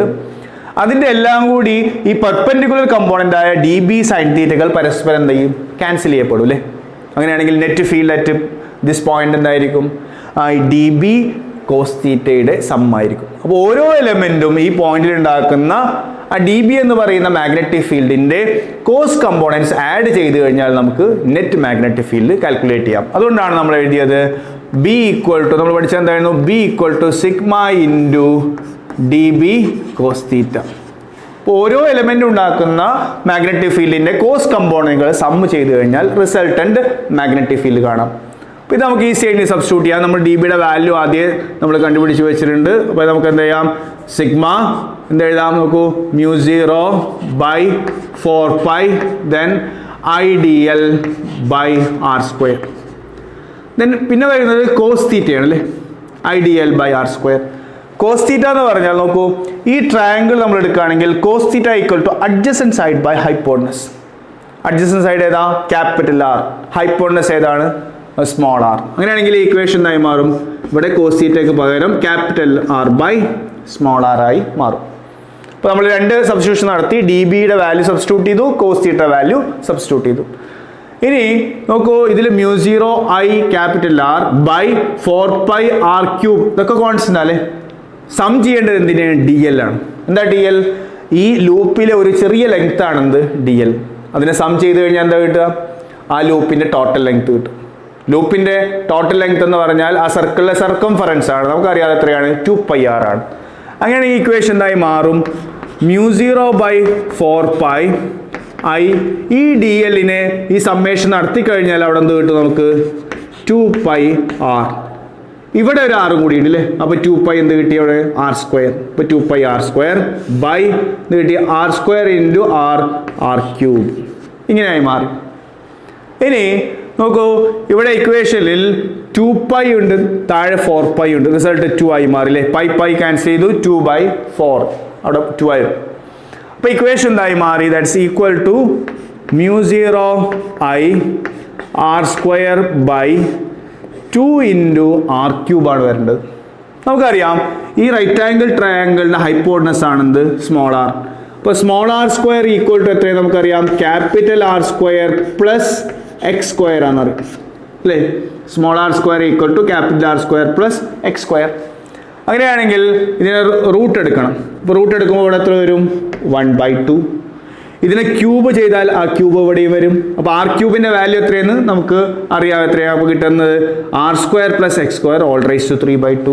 ആ വാല്യൂ ഇവിടെ കൊടുത്താൽ മതി. r² plus x² all raise to 3/2. Clear? അപ്പം നമുക്ക് എന്ത് കിട്ടി? Net field at this point is B equal to μ0I r² by 2 into r² plus x² all raised to 3/2. അത് വളരെ ഇമ്പോർട്ടൻ്റ് ആയ ഡെറിവേഷൻ ആണ്. ഒരു കറണ്ട് ക്യാരിയിങ് സർക്കുലാർ ലൂപ്പിന്റെ ആക്സിസിൽ ഒരു പോയിന്റിലെ നെറ്റ് മാഗ്നറ്റിക് ഫീൽഡ് എങ്ങനെ കാണേണ്ടതെന്നുള്ളതാണ്. ഇങ്ങനെ നമ്മൾ ചെയ്ത് ഓർക്കാം. പിക്ചർ നന്നായിട്ട് ശ്രദ്ധിച്ച് വരയ്ക്കുക. ദെൻ ഫസ്റ്റ് എന്തെടുക്കുക? ഒരു എലമെന്റ് പീൽ ഉണ്ടാക്കുന്ന ഫീൽഡ് നമ്മൾ എടുക്കുക. μ0/4π IdL/r². സൈൻ തീറ്റ ഒഴിവാക്കാൻ കാരണം നമ്മൾ പറഞ്ഞു തീറ്റ 90 ആയതുകൊണ്ട്. ദെൻ നെറ്റ് മാഗ്നറ്റിക് ഫീൽഡ് കാണാൻ ആ ഓരോ ഡി ബിയുടെയും കോസ് കമ്പോണൻസ് ആഡ് ചെയ്യേണ്ടതുണ്ട്. അതിൽ നമ്മൾ ഡി ബി സബ്സ്റ്റിറ്റ്യൂട്ട് ചെയ്തു, കോസ് തീറ്റ സബ്സ്റ്റിറ്റ്യൂട്ട് ചെയ്തു. അതിൽ നമ്മൾ സമ്മേഷൻ ചെയ്യേണ്ടതിനെ മാത്രം ഡി എൽ. അപ്പോൾ sum of D L equal to എത്രയാണ്? 2πr. ദെൻ ഒരു ആറ് കൂടി വരുന്നതുകൊണ്ട് നമ്മൾ r² എഴുതി, താഴെ r³ എഴുതി. ഇവിടെ സ്മോൾ ആർ എന്ന് പറയുന്ന വാല്യൂ നമുക്ക് അറിയില്ല, നമുക്ക് തരുന്നതായിരിക്കും ആ ലൂപ്പിന്റെ റേഡിയസും ലൂപ്പിൽ ഡിസ്റ്റൻസ് ആയ എക്സും ആണ്. അപ്പോൾ സ്മോൾ ആറിനെ എന്തിന്റെ ടേമിലേക്ക് കൺവേർട്ട് ചെയ്യേണ്ടതുണ്ട്? ക്യാപിറ്റൽ ആറിന്റെയും എക്സിന്റെയും ടേമിലേക്ക് കൺവേർട്ട് ചെയ്യേണ്ടതുണ്ട്. അതാണ് നമ്മൾ ചെയ്തത്. ഇവിടെ നമ്മൾ ആദ്യം പൈതഗോറസ് തിയറം എടുത്ത് അതിൽ നിന്നും ആർ ക്യൂബ് ഈക്വൽ ടു നമുക്ക് എന്ത് കിട്ടി? R square plus X square all raise to 3/2. അപ്പോൾ ഈ ഡെറിവേഷൻ കൃത്യമായിട്ട് നമ്മൾ പഠിച്ചു വെക്കണം, ക്വസ്റ്റ്യൻ ചോദിക്കും. ഇനി നോക്കൂ, ഇതുമായി റിലേറ്റ് ചെയ്ത് വരാവുന്ന മറ്റു ചില കേസുകൾ എന്താണ്? ഈ കോയിലിൽ ഇതിപ്പോൾ ഒരു സിംഗിൾ കോയിലാണല്ലേ, ഇതിൽ n ടേൺസ് ഉണ്ടെന്ന് വിചാരിക്കും. n ടേൺസ് ഉണ്ടെങ്കിൽ മാഗ്നറ്റിക് ഫീൽഡ് n ടൈംസ് എന്ത് ചെയ്യും? ഇൻക്രീസ് ചെയ്യും. അങ്ങനെയാണെങ്കിൽ n ടേൺസ് ഉള്ള കോയിലിന്റെ ആക്സിലർ ഫീൽഡ് എത്രയാണ്? ബി ഈക്വൽ ടു എന്തായിരിക്കും? B equal to μ0. ഇവിടെ എന്തായിരുന്നു? IR² ആയിരുന്നു, കൂടെ ഒരു എന്നും കൂടി വരും അല്ലേ, NIR² വരും. NIR² ബൈ താഴെ 2 into R² plus x² all raise to 3/2. നമുക്ക് ഒരു n കൊണ്ട് മൾട്ടിപ്ലൈ ചെയ്താൽ മതി. അതിനെന്താ? Number of turns in the coil. അപ്പോൾ n ടേൺസ് ഉള്ള കോയിലിന്റെ ആക്സിലർ ഫീൽഡ് കാണുന്ന ഇക്വേഷനെ നമ്മൾ സിംഗിൾ കോയിലിന്റെ ഇക്വേഷനെ n കൊണ്ട് മൾട്ടിപ്ലൈ ചെയ്താൽ മതി. ഇനി മറ്റൊരു കേസിൽ ചോദിക്കാൻ ചാൻസ്, ഈ ആക്സിസിൽ ഒരു പോയിന്റ് തന്നെയാണ് ഈ സെൻട്രൽ പോയിന്റ്. അപ്പോൾ സെൻട്രൽ പോയിന്റിലെ ഫീൽഡ് ചോദിക്കാം. അപ്പോൾ field at the centre of the loop B equal എത്രയായിരിക്കും?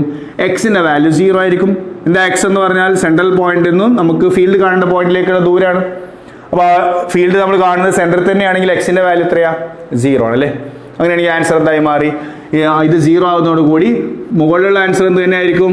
μ0 NIR² ബൈ എന്താ വരിക നോക്കൂ, 2 ഇൻറ്റു ഇവിടെ ഇത് 0 ആയാൽ R² ഓൾ റൈസ് ടു 3/2 ചെയ്താൽ നമുക്ക് എന്ത് കിട്ടും? R³ അല്ലേ. അപ്പോൾ ഇവിടെ R² R³ ക്യാൻസൽ ആയി പോയി കഴിഞ്ഞാൽ റിസൾട്ട് എന്തായി? μ0 NI/2R. അപ്പോൾ പുതിയ റിസൾട്ട് കിട്ടി നമുക്ക്. n ടേൺസ് ഉള്ള ഒരു കോയിലിൻ്റെ സെൻട്രലിൽ എത്രയായിരിക്കും ഫീൽഡ്? എത്രയാണ്? μ0 NI/2R. അപ്പോൾ ഈ ഇക്വേഷൻ കൂടെ നമ്മൾ പഠിച്ചു വെക്കാം. അപ്പോൾ ബയോട്ട് സവാർട്സ്ബർഗിന്റെ ആപ്ലിക്കേഷൻ ആയിട്ട് പഠിച്ച സർക്കുലർ കോയിലിന്റെ ആക്സിലർ ഫീൽഡിന്റെ ഇക്വേഷൻ, n ടേൺസ് വരുമ്പോൾ എന്തായിരിക്കും ഇക്വേഷൻ, അതുപോലെ സെൻട്രൽ പോയിന്റിൽ എന്തായിരിക്കും, ഇത്രയും കാര്യങ്ങൾ നമ്മൾ നന്നായിട്ട് ഓർത്ത് പഠിച്ചു വെക്കും. നമുക്ക് അതുപോലെ ചോദിക്കുന്ന മറ്റൊരു ക്വസ്റ്റ്യൻ ആണ്, ഒരു സർക്കുലർ കോയിലിന്റെ ഫീൽഡ് ലൈൻസ് വരയ്ക്കാൻ.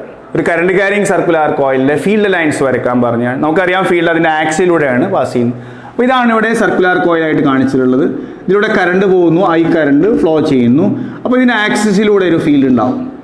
മാത്രമല്ല ആക്സിൽ മാത്രമല്ല ഫീൽഡ് ഉണ്ടാവും, അതിനുള്ളിലൊക്കെ ഫീൽഡ് ഉണ്ടാവും. ആ ഫീൽഡിന്റെ ഫീൽഡ് ലൈൻസ് നമ്മൾ ഈ രീതിയിൽ വരയ്ക്കാൻ പഠിച്ചിരുന്നു. അപ്പോൾ ഈ പിക്ചർ നമ്മൾ എന്തായാലും പഠിച്ചു വെക്കാം.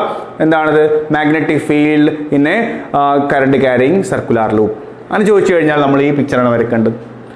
ദെൻ നമ്മൾ മറ്റൊരു കേസ് പഠിച്ചു, ഒരു സർക്കുലർ കോയിലൂടെ കറണ്ട് പോയി കഴിഞ്ഞാൽ അതൊരു മാഗ്നറ്റിക് ഡൈപോൾ ആയിട്ട് ആക്ട് ചെയ്യും. എന്താ മാഗ്നറ്റിക് ഡൈപോൾ? ഒരു സൈഡ് നോർത്ത് പോളും മറ്റേ സൈഡ് സൗത്ത് പോളും ആയിട്ട് ആക്ട് ചെയ്യും. ഏത് സൈഡായിരിക്കും നോർത്ത് പോളായിട്ട് ആക്ട് ചെയ്യുക? ആ കോയിലിൻ്റെ ഒരു സൈഡിൽ നമ്മൾ നോക്കുമ്പോൾ ആ ഭാഗത്ത് കറണ്ട് റൊട്ടേറ്റ് ചെയ്യുന്നത് ആൻറ്റി ക്ലോക്ക് വൈസ് ഡയറക്ഷനിലാണെങ്കിൽ അത് ആ സൈഡ് എന്തായിരിക്കും? നോർത്ത് പോളായിട്ട് ആക്ട് ചെയ്യും. നേരെ അപ്പുറത്തെ സൈഡിൽ നമ്മൾ നോക്കുമ്പോൾ എന്തായിരിക്കും? അത് ക്ലോക്ക് വൈസ് ഡയറക്ഷനിലായിരിക്കും. അങ്ങനെയാണെങ്കിൽ ആ സൈഡ് എന്തായിരിക്കും? സൗത്ത് പോളായിട്ട് ആക്ട് ചെയ്യും. അത് ഓർത്തു വെക്കാനുള്ള മാർഗ്ഗം നമ്മൾ എന്നും എസും എഴുതി ആരോ മാർക്ക് ഇട്ട് കഴിഞ്ഞാൽ അത് എങ്ങോട്ടാണ് കറങ്ങുന്നത് നോക്കിയാൽ മതി. അപ്പോൾ ഇവിടെ നോക്കൂ, n എന്ന് എഴുതി ആരോ മാർക്ക് ഇട്ടാൽ അത് ആൻറ്റി ക്ലോക്ക് വൈസിലാണ് കറങ്ങുന്നത്.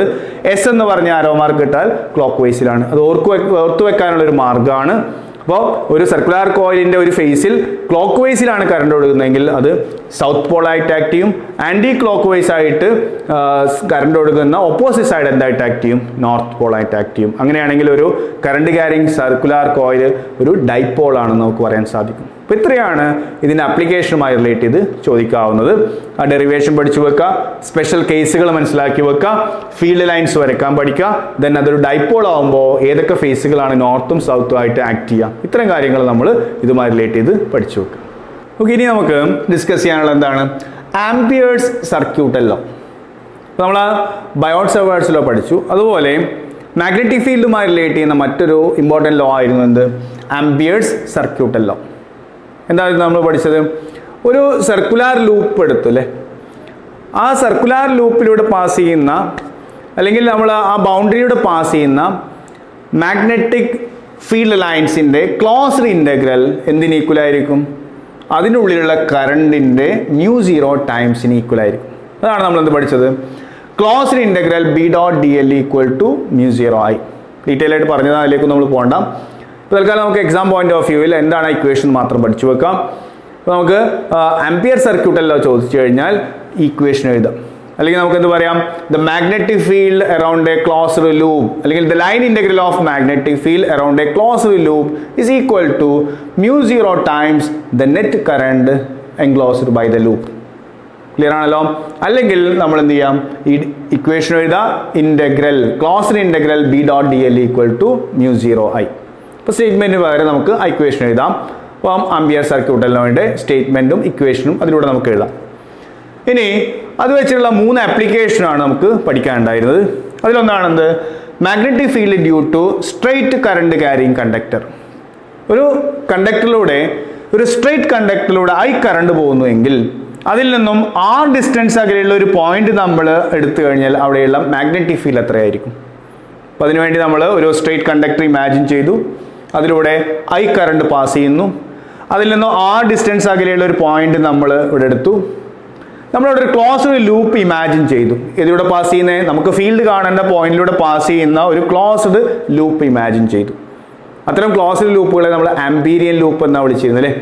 ആ ആംപീരിയൻ ലൂപ്പ് വെച്ചിട്ടാണ് നമ്മൾ ആംപിയർ സർക്യൂട്ട് എല്ലാം അപ്ലൈ ചെയ്യാറ്. അപ്പോൾ നമ്മൾ ആദ്യം ആംപിയർ സർക്യൂട്ട് എല്ലാം എഴുതി, closed integral B dot D L equal to μ0I. ഇനി ഇവിടെ നോക്കൂ, ഈ ആംപീരിയൻ ലൂപ്പിലെ ഓരോ പോയിന്റും ഈ കറണ്ട് ക്യാരിങ് കണ്ടക്ടറിൽ നിന്നും R ഡിസ്റ്റൻസ് ആണ്, സെയിം ഡിസ്റ്റൻസ് ആണ്. അപ്പോൾ മാഗ്നറ്റിക് ഫീൽഡിന്റെ സ്ട്രെങ്ത് എല്ലായിടത്തും കോൺസ്റ്റന്റ് ആയിരിക്കും. അപ്പോൾ ബി നമ്മൾ ഇന്റഗ്രേഷന്റെ പുറത്തെടുത്തു. നമുക്കറിയാം ബി ഡോട്ട് ഡി എൽ ആണ് അല്ലേ. നമ്മൾ നേരത്തെ പറഞ്ഞു മാഗ്നറ്റിക് ഫീൽഡ് സർക്കുലാർ ഷേപ്പിലായിരിക്കും. അപ്പോൾ ഡി എൽ എന്ന് പറയുന്ന ലെങ്ത്തും സർക്കുലാർ ഷേപ്പിലാണ് നമ്മൾ ഇമാജിൻ ചെയ്തിട്ടുള്ളത്. അപ്പോൾ what is angle between B and D L 0. അതുകൊണ്ടാണ് നമ്മൾ ഡോട്ട് ഒഴിവാക്കി, cos 0 1 ആയതുകൊണ്ട്. ദെൻ നമ്മൾ എന്ത് എഴുതി, B into integral D L equal to μ0I. What is closed integral D L? D L എന്ന് പറഞ്ഞാൽ നമ്മൾ ഇമാജിൻ ചെയ്ത ആ സർക്കിളിന്റെ ചെറിയൊരു പോർഷനാണ്. അപ്പോൾ അതിനെ ക്ലോസ്ഡ് ഇന്റഗ്രൽ ചെയ്ത് കഴിഞ്ഞാൽ total length of the loop ആയിരിക്കും. നമുക്കറിയാം ഇവിടെ R ഡിസ്റ്റൻസ് അകലെയുള്ള പോയിന്റിലെ ഫീൽഡ് കാണാൻ നമ്മൾ R റേഡിയസ് ഉള്ള ഒരു സർക്കിളാണ് ഇമാജിൻ ചെയ്തിട്ടുള്ളത്. അപ്പോൾ അതിൻ്റെ ഡിസ്റ്റൻസ് എത്രയായിരിക്കും, അതിൻ്റെ സർക്കംഫറൻസ് എത്രയായിരിക്കും, 2πr. അപ്പോൾ ബി ഇൻറ്റു ഇന്റഗ്രൽ ഡി എല്ലിന് പകരം നമ്മൾ എന്ത് സബ്സ്റ്റിറ്റ്യൂട്ട് ചെയ്തു, 2πr, ആ ലൂപ്പിൻ്റെ ടോട്ടൽ ലെങ്ത്. ദെൻ അങ്ങനെ ഇക്വേഷൻ ദാറ്റ് ഇസ് ഈക്വൽ എത്രയായി, μ0I. നോക്കൂ, അങ്ങനെയാണെങ്കിൽ നമുക്ക് ഫൈനൽ ആൻസർ എന്ത് എഴുതാം, B equal to μ0I by 2πr. അപ്പം I കറണ്ട് ഒഴുകുന്ന ഒരു കണ്ടക്ടറിൽ നിന്നും R ഡിസ്റ്റൻസ് അകലെയുള്ള മാഗ്നറ്റിക് ഫീൽഡ് കാണാനുള്ള ഇക്വേഷനാണ് നമുക്ക് കിട്ടിയത്. ബി ഈക്വൽ ടു എന്താണ്, μ0I ബൈ 2πr. ക്ലിയർ ആണല്ലോ. അപ്പോൾ നമ്മൾ നേരത്തെ ബയോട്ട് സവാർട്സ് ലോയും അതിൻ്റെ ആപ്ലിക്കേഷനും പറഞ്ഞ പോലെ ഇവിടെ നമ്മൾ ആംപിയർ സർക്യൂട്ട് ലോയുടെ സ്റ്റേറ്റ്മെന്റ് അല്ലെങ്കിൽ ഇക്വേഷൻ പഠിച്ചു വെക്കാൻ നിർബന്ധമായിട്ടും അതിൻ്റെ ഒരു ആപ്ലിക്കേഷനാണ് നമ്മൾ ഡിസ്കസ് ചെയ്തത്. Magnetic field due to straight current carrying conductor. Equation കിട്ടിയത് എന്താ, B equal to μ0I by 2πr. നേരത്തെ പറഞ്ഞ പോലെ പ്രത്യേകം ശ്രദ്ധിക്കുക, ഡെറിവേഷൻസ് കേട്ട് പഠിക്കരുത്. കേട്ട് കഴിഞ്ഞാൽ വീഡിയോ പോസ് ചെയ്ത് നിങ്ങൾ ഒരു പേപ്പർ എടുത്ത് എഴുതി കൃത്യമായിട്ട് 2-3 തവണ എഴുതി ആദ്യം മുതൽ അവസാനം വരെ നമുക്ക് എഴുതാൻ പറ്റുന്ന ഉറപ്പിച്ച് മുന്നോട്ട് പോവുക.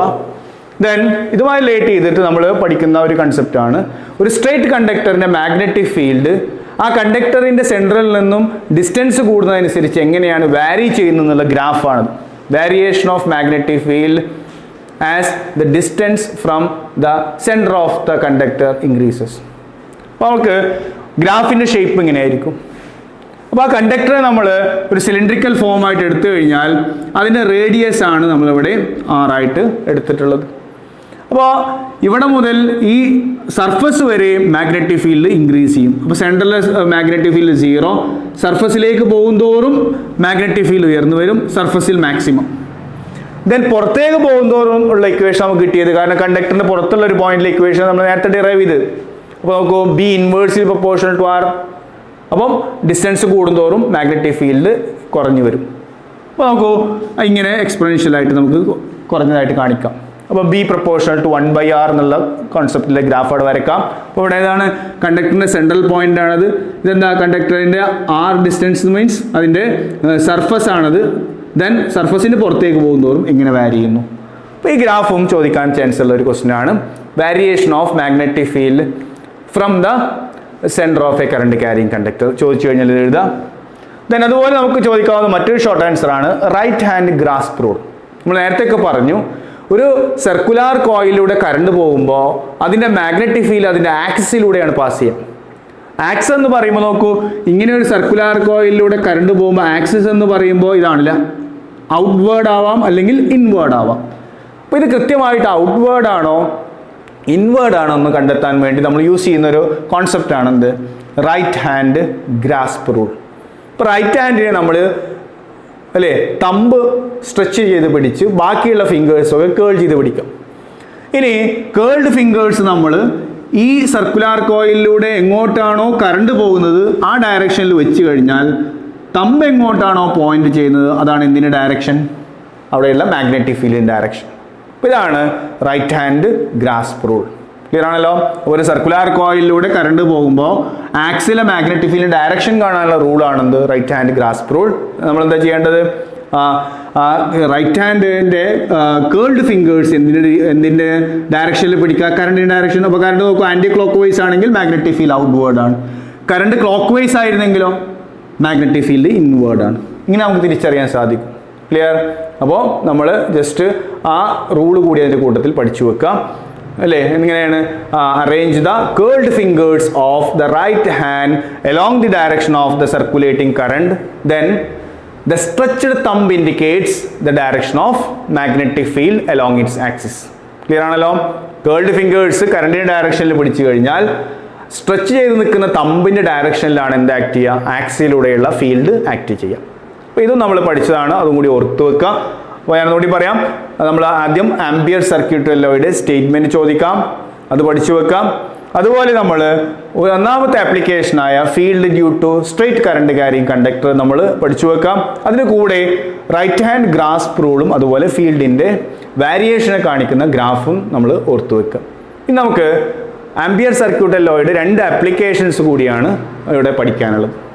ഇനി നമുക്ക് ബാക്കി 2 ആപ്ലിക്കേഷൻസ് കൂടി നോക്കാം. നമ്മൾ ആംപിയർ സർക്യൂട്ട് ലോയുടെ ഒരു ആപ്ലിക്കേഷൻ പറഞ്ഞു, magnetic field due to straight current carrying conductor. നമ്മൾ നേരത്തെ പറഞ്ഞു 2 ആപ്ലിക്കേഷൻസ് കൂടിയാണ്. ഏതൊക്കെയാണത്, magnetic field due to solenoid and magnetic field due to toroid. ഇന്നത്തെ ക്ലാസ്സിലെ ലാസ്റ്റ് ടോപ്പിക്കുകളാണിത്, നന്നായിട്ട് ശ്രദ്ധിച്ച് മനസ്സിലാക്കുക. അപ്പോൾ ഒരു സോളിനോയിഡ് നമ്മൾ ഇവിടെ എടുത്തു, അതിലൂടെ ഒരു കറണ്ട് പോകുന്നുണ്ട്, ഐ കറണ്ട്. ആ സോളിനോയിഡിൻ്റെ ആക്സിസ് നമ്മളിവിടെ മാർക്ക് ചെയ്തിട്ടുണ്ട്. ആക്സിസിലൂടെയുള്ള ഫീൽഡാണ് നമുക്ക് കാൽക്കുലേറ്റ് ചെയ്യേണ്ടത്. അപ്പോൾ അതിന് നമ്മൾ നേരത്തെ പറഞ്ഞ പോലെ ഒരു ആംപീരിയൻ ലൂപ്പ് വേണം. നമ്മൾ സ്ട്രെയിറ്റ് കണ്ടക്ടറിൻ്റെ ചുറ്റുഭാഗത്തും സർക്കുലാർ ഷേപ്പിൽ ഒരു ആംപീരിയൻ ലൂപ്പ് എടുത്തിരുന്നു. ഇവിടെ നമ്മൾ എടുത്തിരുന്നത് എന്താണ്, ഒരു റെക്റ്റാങ്കുലർ ഷേപ്പുള്ള ഒരു ലൂപ്പാണ് എടുത്തിട്ടുള്ളത്. അപ്പോൾ ABCD എന്ന് പറയുന്ന ഈ ലൂപ്പ് നമ്മളിവിടെ എടുത്തു. ദെൻ നമ്മൾ ഫസ്റ്റ് എന്ത് ചെയ്യണം, ആംപിയർ സർക്യൂട്ടല്ലോ എഴുതുക. നമ്മൾ integral close integral B.dl = μ0I എന്ന് എഴുതി. ദെൻ നമ്മൾ പഠിച്ചു ഇത് 4 സെഷനായിട്ട് ഡിവൈഡ് ചെയ്യണം അല്ലേ. ക്ലോസ് ഇൻ്റഗ്രൽ എന്ന് പറഞ്ഞാൽ എയിൽ നിന്ന് തുടങ്ങി B വരെ ഇൻ്റഗ്രേറ്റ് ചെയ്യണം, B to C ചെയ്യണം, C to D ചെയ്യണം, ദെൻ D to A ചെയ്യണം. പക്ഷേ നമ്മൾ പറഞ്ഞു B മുതൽ C വരെയും അതുപോലെ D മുതൽ A വരെയും നമ്മൾ ചെയ്യുമ്പം ഈ ലൂപ്പിൻ്റെ ലെങ്ത്തും മാഗ്നറ്റിക് ഫീൽഡും തമ്മിൽ എങ്ങനെയാണ്, മ്യൂച്വലി പെർപെൻഡിക്കുലർ ആണ്. അപ്പോൾ B.dl ആൻസർ എന്തായിരിക്കും, 0. θ 90 ആണല്ലോ, cos 90 എന്താണ്, 0. ദെൻ പുറത്തുള്ള ഭാഗമായ CD-യിൽ അല്ലെങ്കിൽ ഒരു സോളിനോയിഡിൻ്റെ പുറത്ത് ഫീൽഡ് നെഗ്ലജിബിൾ ആയിരിക്കും നമ്മൾ പറഞ്ഞു. അങ്ങനെ ആ 3 റീജിയൺ നമ്മൾ ഒഴിവാക്കിക്കൊണ്ട് ഈ നെറ്റ് ഫീൽഡിന് പകരം നമ്മൾ ഏത് മാത്രം എടുത്തു, A to B എന്നുള്ള പോർഷൻ മാത്രം എടുത്തു അല്ലേ. നമ്മൾ അത് പറഞ്ഞിരുന്നു എങ്ങനെയാണ് വന്നതെന്നുള്ളത്. അപ്പോൾ നമ്മൾ ഇപ്പം അത് ഷോർട്ടായിട്ട് പറഞ്ഞു. B to Cയും D to Aയും മ്യൂച്വലി പെർപെൻഡിക്കുലർ ആയതുകൊണ്ട് റിസൾട്ട് 0 ആയി. പുറത്ത് ഫീൽഡ് നെഗ്ലജിബിൾ ആയതുകൊണ്ട് CD എന്നുള്ള പോർഷൻ നമ്മൾ എലിമിനേറ്റ് ചെയ്തു. ബാക്കി എത്രയുള്ളത്, ആ B കോൺസ്റ്റന്റ് ആണ് അല്ലേ. ഇതിൽ സെൻട്രലിലൂടെ ഉള്ള മാഗ്നറ്റിക് ഫീൽഡ് കോൺസ്റ്റന്റ് ആയതുകൊണ്ട് B നമ്മൾ പുറത്തെടുത്തു. അപ്പോൾ B × ഇൻ്റഗ്രൽ DL ആയി മാറി. എവിടെ നിന്ന് എവിടെ മുതൽ ഇൻറ്റിഗ്രേറ്റ് ചെയ്യണം, A to B. Then μ0I നമ്മളൊരു ചേഞ്ച് വരുത്തി. കാരണം നോക്കൂ, ഈ ലൂപ്പിൻ്റെ ഉള്ളിൽ എത്ര ടേൺസ് ഉണ്ടോ അതിന് ഇൻട്രൊഡ്യൂസ് ചെയ്തു, N. നമ്മൾ നേരത്തെ പറഞ്ഞു I എന്താണ്, I എന്ന് പറഞ്ഞാൽ the net current inside the loop, ലൂപ്പിൻ്റെ ഉള്ളിലുള്ള ആകെ കറണ്ടാണ്. നേരത്തെ നമ്മൾ ഒറ്റ സ്ട്രെയിറ്റ് കണ്ടക്ടർ എടുത്തിട്ടുണ്ടായിരുന്നുള്ളൂ, അതുകൊണ്ടാണ് I എന്ന് എഴുതിയത്. എന്നാൽ നമ്മൾ കൺസിഡർ ചെയ്ത ഈ ലൂപ്പിൻ്റെ ഉള്ളിൽ ഒരുപാട് ടേൺസ് വരുന്നുണ്ട് അല്ലേ. നമുക്കത് N ടേൺസ് ആണെന്ന് ഇമാജിൻ ചെയ്യാം. അപ്പോൾ N ടേൺസ് വരുമ്പോൾ Iയുടെ പകരം നമുക്ക് N × I എന്ന് എഴുതേണ്ടി വരും. ഓക്കെ. ദെൻ അപ്പോൾ N ടൈംസ് ഇതിലൂടെ കറണ്ട് പാസ് ചെയ്യുന്നുണ്ട്. ദെൻ ഇക്വേഷനിൽ നോക്കൂ, what about integral D L from A to B, A മുതൽ ബി വരെ ആഡ് ചെയ്ത് കഴിഞ്ഞാൽ കുറേ ഡി എല്ലുകൾ ആഡ് ചെയ്താൽ കിട്ടുന്നത് എന്തായിരിക്കും? എ ടു ബി എന്ന് പറയുന്ന ലെങ്ത് ആയിരിക്കും. ആ ലെങ്ത്തിനെ നമുക്ക് എൽ എന്ന് പറയാം. ഈ റെക്ടാങ്കിളിന്റെ ലെങ്ത് എല്ലും ബ്രെഡ്ത്ത് ബി ആയിട്ട് നമ്മൾ എടുത്ത്, അപ്പോൾ ഈ ഭാഗം എൽ ആയതുകൊണ്ട് ഈ ടോട്ടൽ ലെങ്ത്തിന് നമ്മൾ ഇന്റഗ്രൽ ഡി എല്ലിന് പകരം എഴുതി എൽ എന്ന് എഴുതി.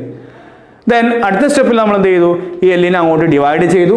അപ്പോൾ എൻ ബൈ എൽ എന്നുള്ള ഒരു ക്വാണ്ടിറ്റി വന്നു. എന്താ എൻ ബൈ എൽ? ഇത്രയും നമ്പർ ഓഫ് ടേൺസ് അല്ലെങ്കിൽ ഈ ലൂപ്പിനുള്ളിൽ വരുന്ന നമ്പർ ഓഫ് ടേൺസ് ആണ് ക്യാപിറ്റൽ എൻ. ഈ ലൂപ്പിന്റെ ലെങ്ത് ആണ് small L. N by L ചെയ്താൽ നമുക്ക് എന്ത് കിട്ടും? യൂണിറ്റ് ലെങ്ത്തിലെ നമ്പർ ഓഫ് ടേൺസ് കിട്ടും. അതിന് നമ്മൾ എന്താ വിളിച്ചത്? Number density small N. അങ്ങനെയാണ് ഇക്വേഷൻ എന്തായി മാറിയത്? mu 0 ni, where n is the number density, that means number of turns per unit length. Total number of turns നെ total length കൊണ്ട് ഡിവൈഡ് ചെയ്താൽ എന്ത് കിട്ടും? യൂണിറ്റ് ലെങ്ത്തിലെ നമ്പർ ഓഫ് ടേൺസ് കിട്ടും. അപ്പോൾ ഫൈനൽ ആൻസർ എന്തായി മാറി? The field along the axis, അല്ലെങ്കിൽ നമ്മൾ പറയാം ആ ഫീൽഡ് എങ്ങോട്ടായിരിക്കും? ആ സോളിനോയിഡിന്റെ ആക്സിലൂടെ ആയിരിക്കും അല്ലേ? സോളിനോയിഡ് എന്ന് പറഞ്ഞാൽ നമുക്കറിയാം ഒരു കമ്പിച്ചുരുളാണ്, അതിലൂടെ കറണ്ട് പോയി കഴിഞ്ഞാൽ നമ്മളതിനെ സോളിനോയിഡ് എന്ന് വിളിച്ചു. അപ്പോൾ അതിന്റെ ആക്സിസിലാണ് ഫീൽഡ് കിട്ടുക എന്നും ആക്സിലൂടെ ഉള്ള ഫീൽഡിന്റെ ഇക്വേഷൻ എന്താണെന്ന് നമുക്ക് ഡെറൈവ് ചെയ്യാൻ സാധിച്ചു?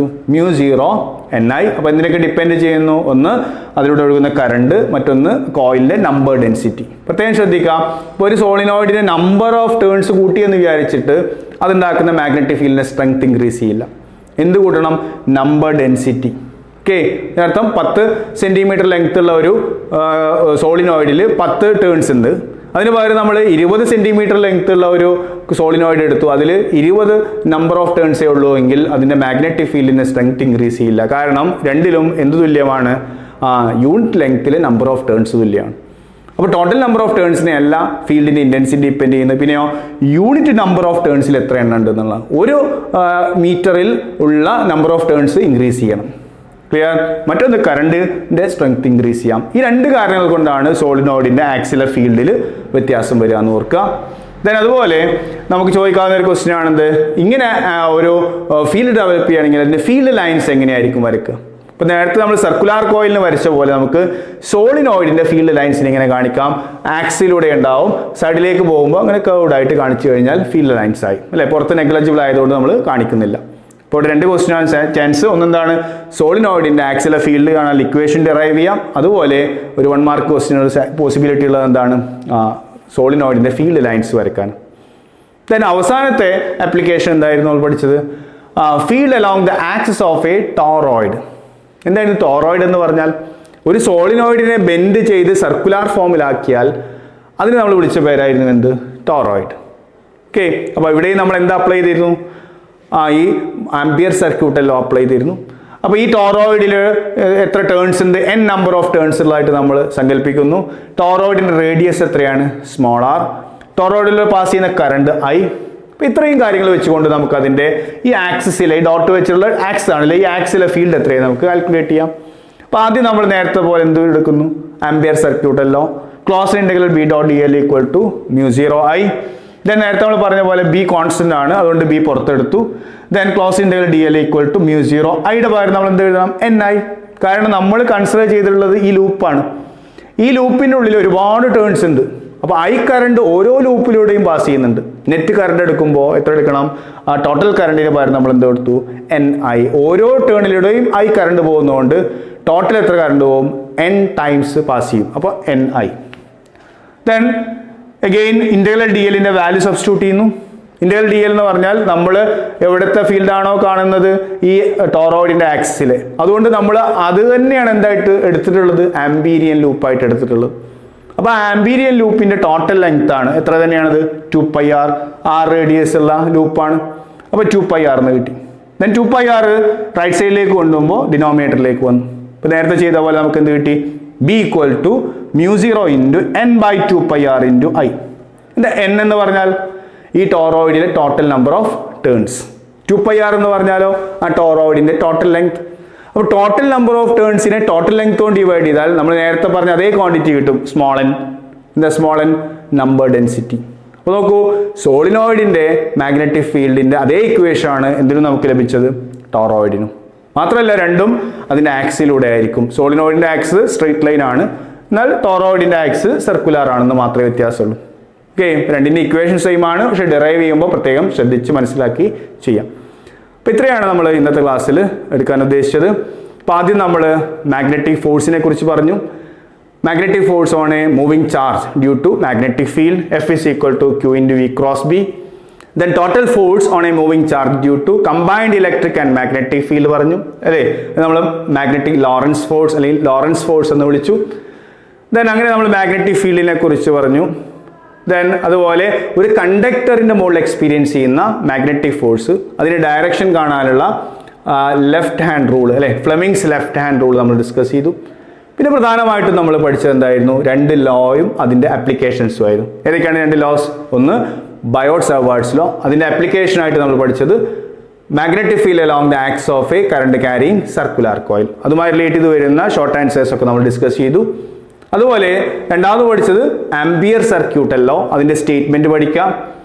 3 ആപ്ലിക്കേഷനാണ് അതുമായി റിലേറ്റ് ചെയ്ത് നമ്മൾ പഠിച്ചത്. ഒന്ന് magnetic field due to straight current carrying conductor, രണ്ടാമത്തത് magnetic field due to solenoid, മൂന്നാമത്തത് magnetic field due to toroid. അപ്പോൾ പ്രത്യേകം ശ്രദ്ധിച്ച് പഠിക്കേണ്ട ചാപ്റ്ററാണ്. അപ്പം അതിൽ മാഗ്നറ്റിക് ഫീൽഡുമായി റിലേറ്റ് ചെയ്ത് നമ്മൾ പറഞ്ഞു, മാഗ്നറ്റിസവുമായി ബന്ധപ്പെട്ട ചാപ്റ്ററുകളാണ് 4ാമത്തെയും 5ാമത്തെയും ചാപ്റ്റർ. അതിൽ 4ാമത്തെ ചാപ്റ്ററാണ് നമ്മൾ ഇന്ന് ഡിസ്കസ് ചെയ്തത്. അപ്പോൾ ഏതായാലും നമ്മൾ എല്ലാ ക്ലാസ്സിലും പറഞ്ഞ പോലെ ഷോർട്ട് ആൻസേഴ്സ് കൂടെ പഠിച്ചിരിക്കുക, ഉറപ്പുവരുത്തുക. പഠിച്ചിട്ടില്ലെങ്കിൽ ഒന്നുകൂടി ക്ലാസ് കണ്ട് നിങ്ങൾ ഓരോ ടേമും ആ സമയത്ത് തന്നെ പഠിച്ച് ആൻസർ കൃത്യമായിട്ട് എഴുതാൻ സാധിക്കുമെന്ന് ഉറപ്പുവരുത്തുക. അതുപോലെ നമ്മൾ ഡെറിവേഷൻസ് ഒരുപാട് വന്നിട്ടുണ്ട്. ആ ഡെറിവേഷൻസ് ഒക്കെ നിങ്ങൾ ക്ലാസ് കാണിക്കുന്ന സമയത്ത് ക്ലാസ് ഒന്ന് കണ്ടതിന് ശേഷം അത് ഒരു പേപ്പറിൽ എഴുതി നോക്കി, 1-2 തവണ എഴുതി നോക്കി കൃത്യമായിട്ട് പഠിച്ച് മുന്നോട്ട് പോവുക. ഇങ്ങനെ എല്ലാ ക്ലാസ്സുകളും നമ്മൾ നന്നായിട്ട് കണ്ട് മനസ്സിലാക്കി പഠിച്ച് എക്സാമിന് നല്ല മാർക്കോടുകൂടി പാസ്സാവാൻ ശ്രമിക്കാം. എന്തായാലും all the best. Okay, next ക്ലാസ്സിൽ നമുക്ക് പുതിയൊരു ചാപ്റ്റർ എടുക്കാം. Thank you.